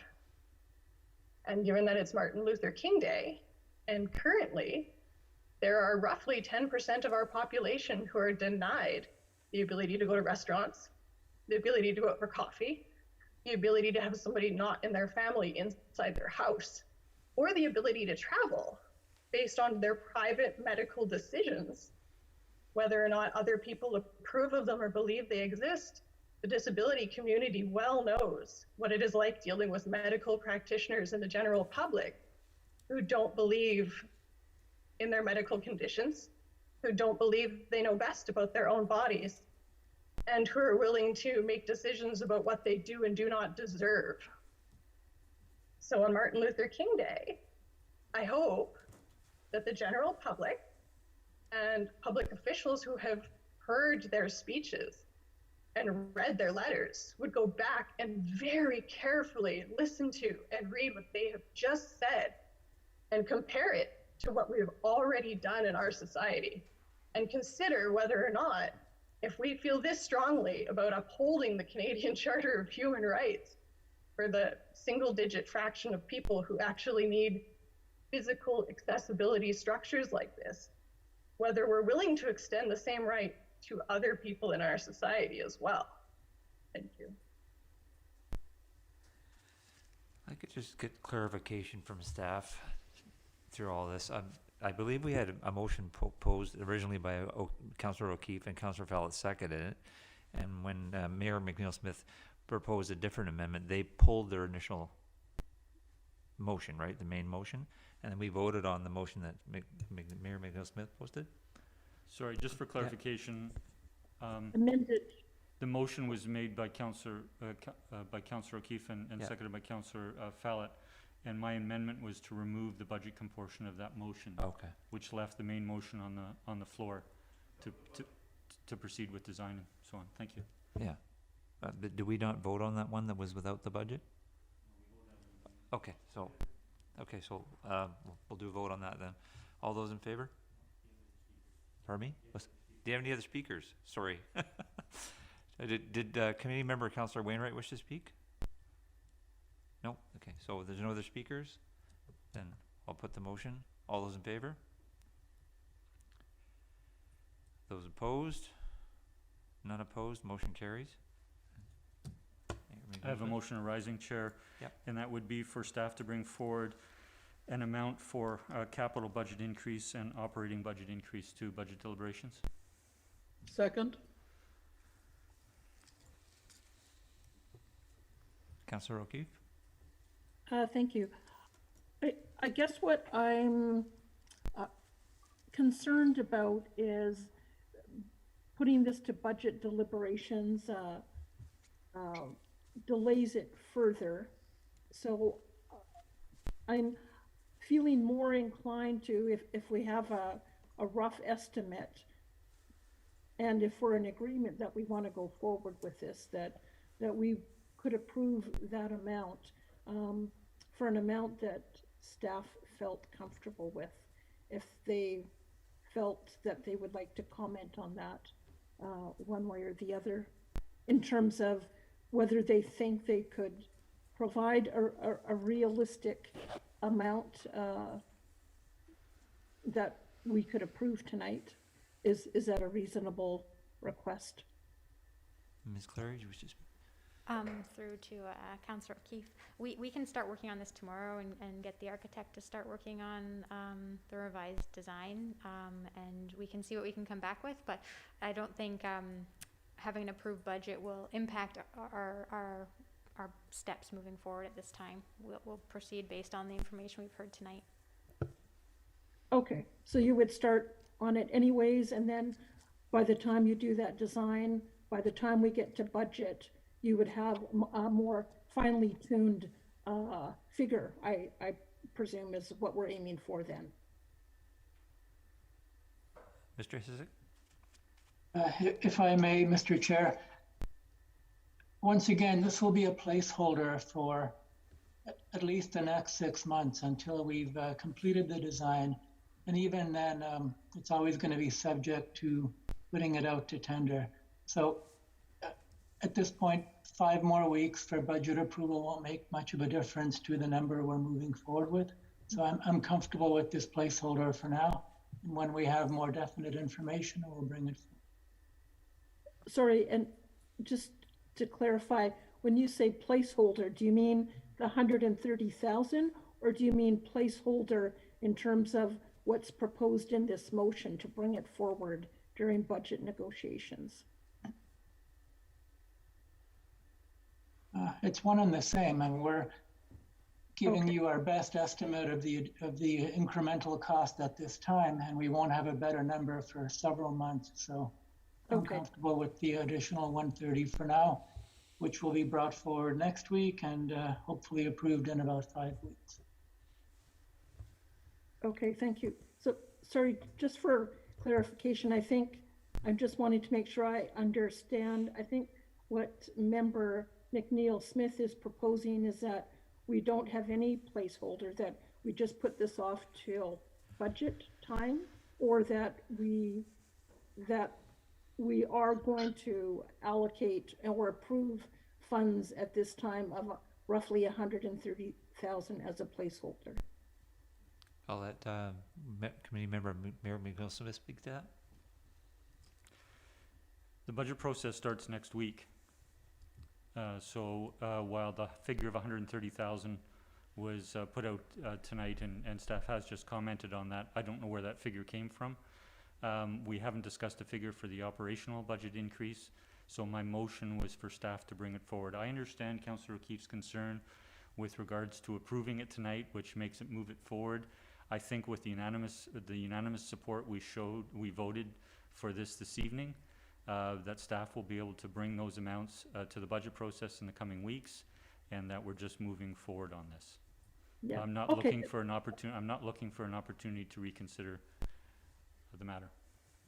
Oh no, I wasn't suggesting that. I was just trying to understand what we were voting on, and that makes sense. So thank you for that. Anyone else like to speak? Have a comment? Before we vote, I'll just say I support all of this full-heartedly and the motion. I'd written a note to myself when I was first reading this. You know, we talk about inclusion, and there's a cost that's associated with this, but I think there's a greater cost if we don't go this route. So, from my perspective, I think it's I think we're doing the right thing here. Having had the opportunity to speak with Ms. Froome and Mr. Willows at the site. It was really an eye-opening experience to understand what they go through on just the things that we take for granted, and it was well worth the time to spend with them. You know, being an able-bodied person and not having anybody in my life who has disabilities, these are concepts that are foreign to me to even think about having to have to plan your day and how important a bathroom is. It seems like it's something insignificant to most of us, but it's critically important to them and just the way they live their lives. And so I'm really happy with the direction council's taking on this, and I think it's an important moment for us and showing our community and the communities around us that this is something we want to be leading the way on. So thank you, council and committee. And I'll go to the vote if there's nothing else to speak. So all those in favor? And those opposed? None opposed. Motion carries unanimously. And Mayor McNeil-Smith? Thank you, Chair.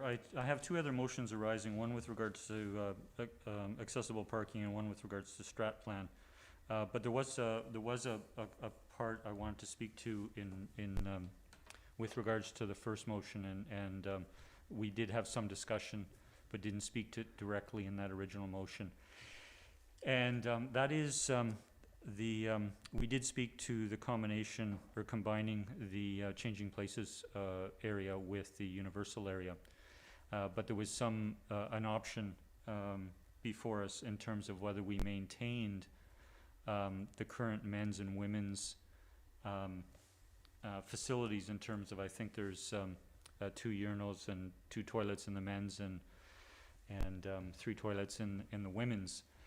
And I think in perhaps one of the letters it was suggested that we could reduce those perhaps by 1 to make space or to accommodate the changing places. My preference, which I spoke to at whatever our previous meeting was on this topic, was given that we budgeted $300,000 for these washrooms, and I would like to see that level of facility available in the men's and women's. I think there's the demand for it, given the uses on in the waterfront area, and hopefully that it can all be combined. Of course, if the redesign comes back with challenges, we have to reconsider it then. But I think it would be important with the budget that we've allocated to it that increased facility be provided.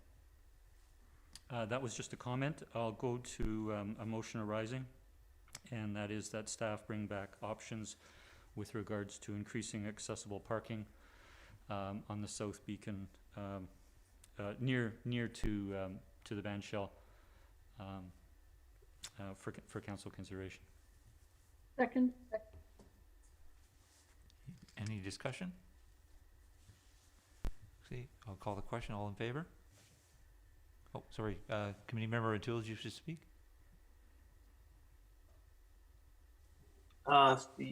Yeah, thank you, Chair. I guess I'm just getting somewhat concerned that we're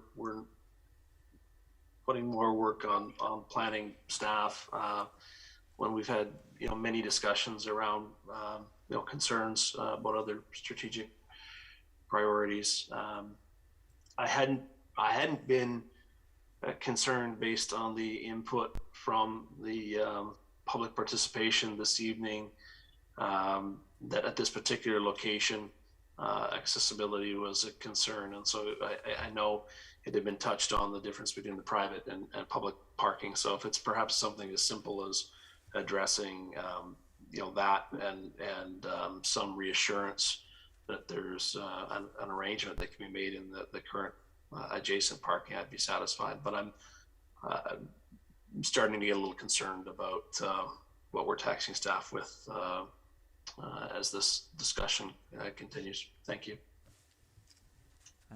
Mayor McNeil-Smith. Thank you, and I appreciate that concern. The intent was not to look at a bylaw change or anything substantial, anything with regards to accessible parking in private spaces at this time. It was just to whether we have appropriate accessible parking, and the closest town right away is just on the just south of the band shell. And I think staff can bring forward either what we have now is reasonable, or I think a simple change could be made. Would staff like to comment? Yeah, thank you. Through the chair to the members. Yeah, unfortunately, planning staff aren't available this evening to comment on it. I think indeed, if it's as simple as looking at the parking area that does exist to the south of the band shell and looking at the number of accessible stalls there, whether or not, if that's deemed insufficient, could we look at increasing the number of accessible stalls by decreasing the other stalls? So we can look at that and bring back some comments from planning staff at the appropriate time. Ms. Clary? We are also planning to do the downtown parking study this summer, and that'll probably be a part of that, looking at how the accessible spaces are used and if more are needed. So that will be covered in that study. Committee member Councillor O'Keefe. Thank you. And I was also going to comment on the upcoming parking study, and that this is accessible parking in generally in the downtown would be covered by that. So I would look forward to that. And also there isn't, I mean, there is urgency in terms of getting this done, but it's going to be some time until that washroom is in place. So I didn't see this as having planning staff have to do it immediately. And I think getting the results of that parking study and then looking at accessible parking more holistically downtown is something that I'd be more interested in. Thank you. Wish to speak? No? Good. Anybody else? Okay. Call the question. All those in favor? Opposed? The motion carries. Opposed, Councillor Rintoul and Councillor O'Keefe. Mayor McNesmith. Thank you, Chair. My last motion arising is to change the date on this project in the strat plan from 2022 Q4 to 2023 Q2. Second. Wish to discuss? Yeah. If I could just speak to it for a moment. Certainly our council has wanted to move forward on increasing public washrooms in our community throughout our term. You know, it would have been nice to have seen this completed within the term. We have had 2 years of pandemic, which has certainly impacted us. We already know of challenges, partly pandemic related to being able to get the 4th Street washrooms done. But I think if we can have these washrooms done, and we know some organizations have already scaled back their public events for this year. So I think if we can get these washrooms open for the spring of 2023, it would be great, and hopefully we're getting back to being as vibrant as we want at that time. I'll look to the seconder. Councillor Duncan, would you like to speak? Okay. Then Councillor O'Keefe. Thank you, Chair. A question to you, to Member McNeil Smith and to staff. When we were talking about, when Mr. Humble was talking about adjusting the strat plan, I understood that he talked about changing this as a deliverable to, I thought he said Q4 2022. And I thought I heard Member McNeil Smith mention 2023. So I'm just looking for some clarification on the dates from staff and Mr. McNeil Smith. Mr. Humble. Yeah, thank you. Through the chair to Councillor O'Keefe. No, the mayor is absolutely correct that what I indicated was that we would need to change it on our strategic plan from Q4 2022 to Q2 of 2023. And this was, as per my previous remarks earlier about the challenges associated with making the modification and potential material supply, etc. Yeah, okay, yeah, that's fine. Sorry, I misheard that. Thank you. Mayor Mihos. Counselor, is there a vote? Yeah. Oh, if nothing more, I thought you had something else to say. Do we want to vote, or do you have something more to? No. Call the question. All those in favor? Opposed? None opposed. Motion carries. Mayor Mihos. Sorry, one last item. It's not a motion though, is it did arise during our discussion with regards to the key lock system and whether we might want to pursue that or not. We haven't made a motion or haven't included in a motion, and I'm comfortable with that. My preference would be not to look at a key lock system at this time, that if we could go ahead and open these washrooms, and if we have for some reason want to reconsider that concern, we could address it at that time. Thank you.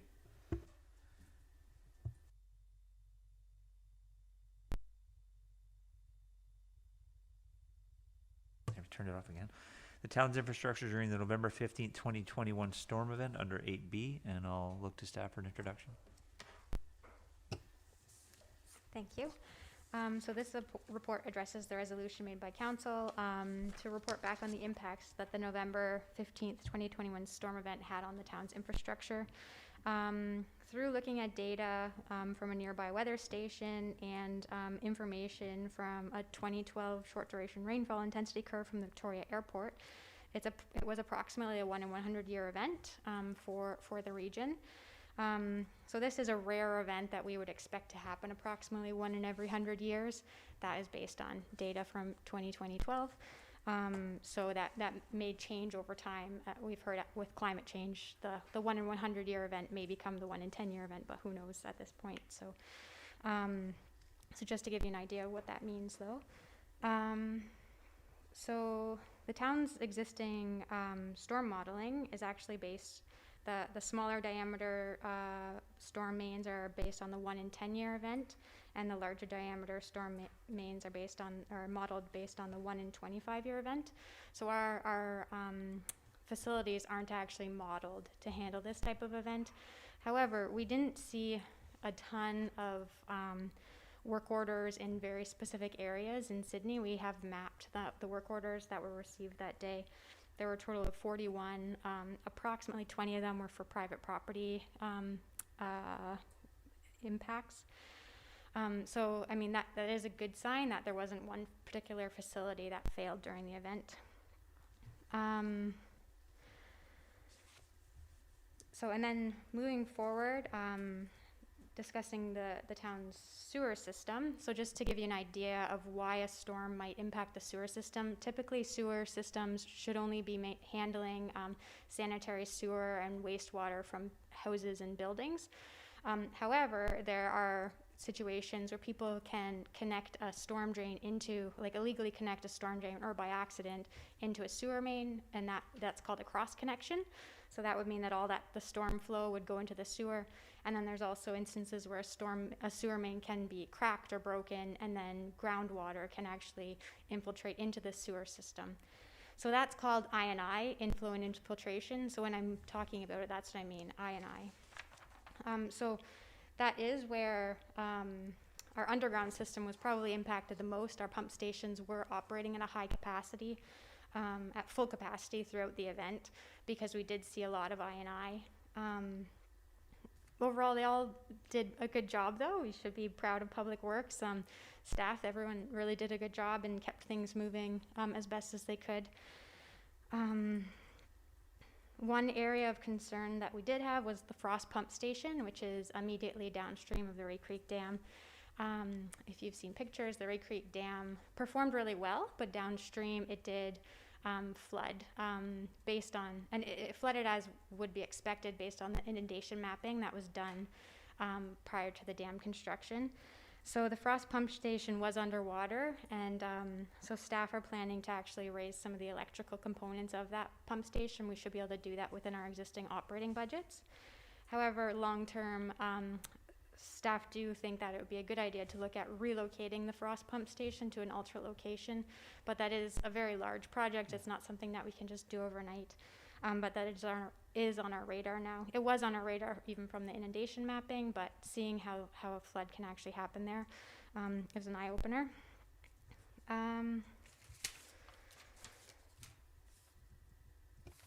Yeah, so overall the town is doing many things to already address some of the issues that we saw from the storm.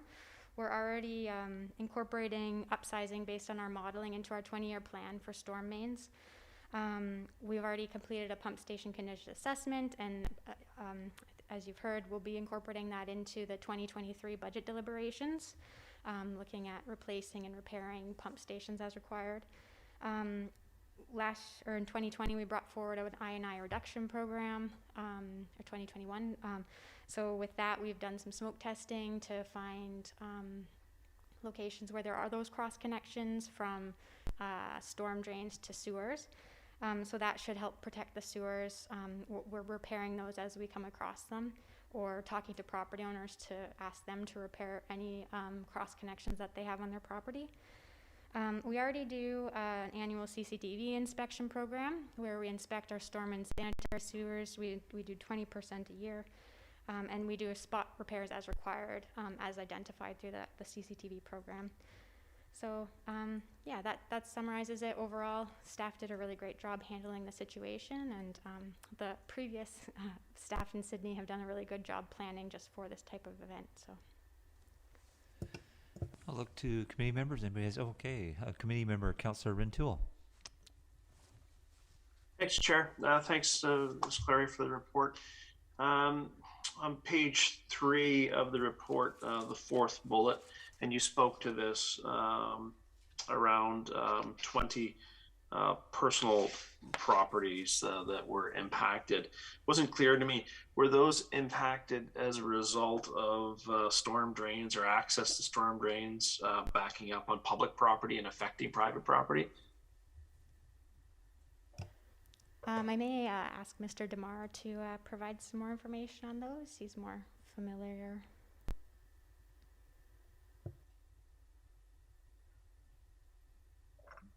Thank you, Madam Clary.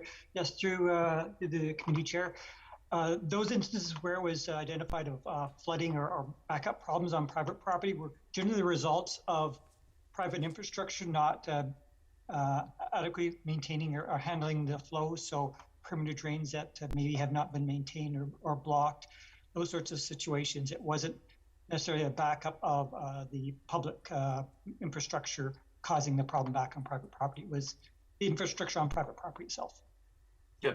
Okay. No, that's good to hear, and I think it's good to clarify so that of the 20 private properties, the impact that they experienced was not a result of town infrastructure failing. So that's very positive to hear.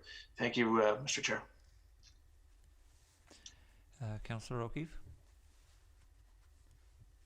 Thank you.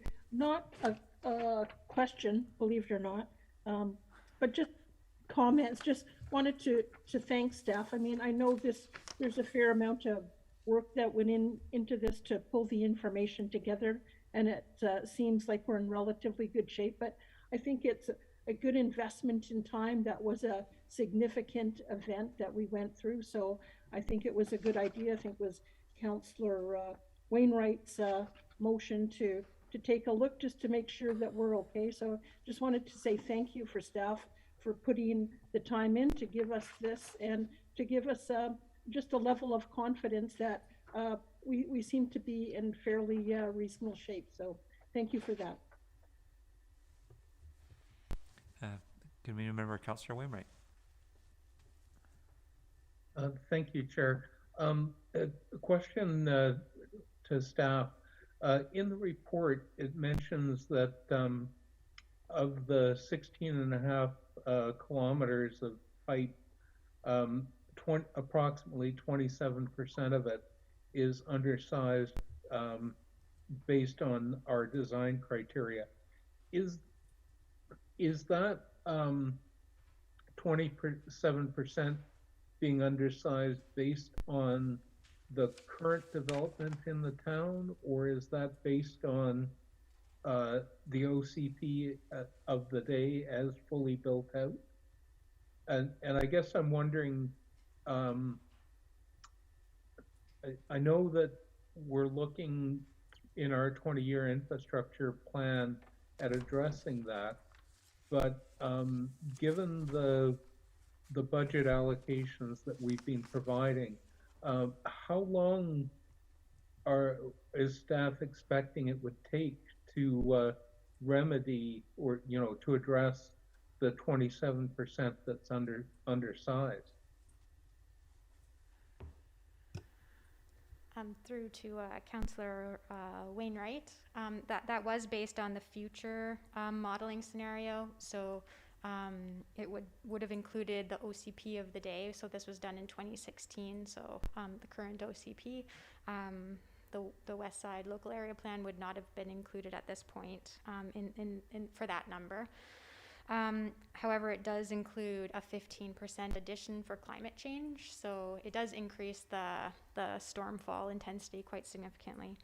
As far as a time frame for upsizing that number of pipes, I mean, it will take a very long time if we actually do have to upsize all those pipes. That is why we are looking to do the storm drain alternatives plan, stormwater alternatives study, where we're really hoping that there's other options for managing large flow events like this, and so that we don't have to upsize all of our drains, because it would take a very long time and a significant amount of money to do that.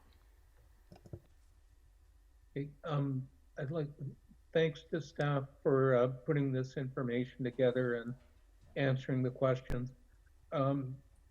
My understanding then, with the new OCP that we're working on, and I guess the expectation of providing more housing, greater density and such, it could be that that the new modeling will show that we have a greater percentage that needs to be upgraded.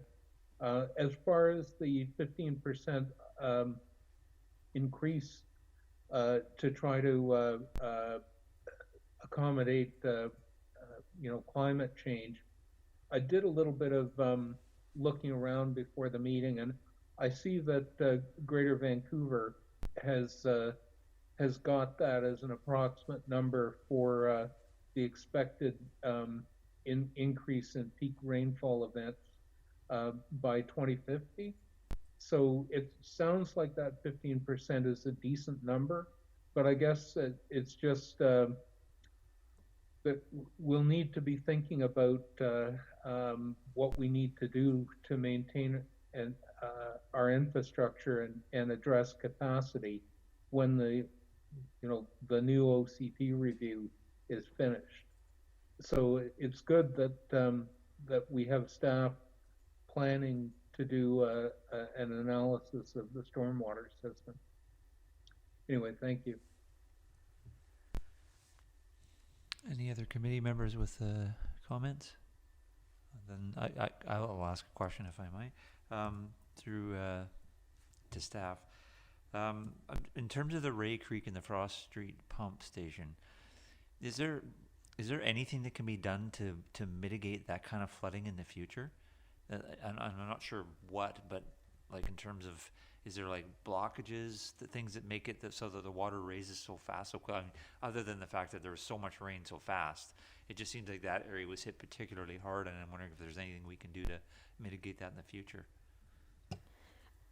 So that was shown on the inundation mapping. If there is a failure of the dam, we would expect that to happen. So we saw a huge amount of rain coming at one time. So it really did act as we would expect. I would have to go back and look at the mapping, but the pinch point might be the culvert under the highway.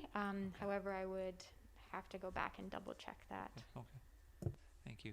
Yeah, just the only comment outside of that I would make is that, and Councillor Wainwright touched on in terms of development and density, and that's one area that concerns me when I saw the report, and I immediately went to Orchard and Oakville, and thinking of the way it's been developed and how we go from 1 to 2 and 2 to 4, and how much permeable space is disappearing, and trees with the root system, things that can mitigate, the excessive amounts of rain to try and absorb it, and how much of that instead is going to go right into our system. And that's just something that I have on my radar as a concern going forward, is that that particular neighborhood develops more and more and more. So just a thought.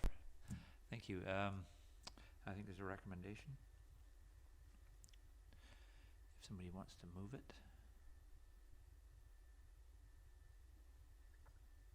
Sure. Councillor O'Keefe? That an increase of 10,000 to the storm repairs operating budget be brought forward for consideration during the 2022 budget deliberations. Second. Moved by Councillor O'Keefe, seconded by Councillor Rentoul. Would you like to speak to that, Councillor O'Keefe? Councillor Rentoul? Any other committee members? No? Put the motion to question. All those in favor?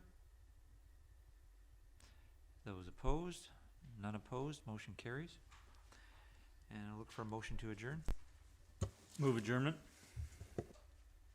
Second. Moved by Mayor McGill-Smith, seconded by Councillor Rentoul. All those in favor? Those opposed? None opposed. Motion carries. Thank you, everyone. Thank you, staff.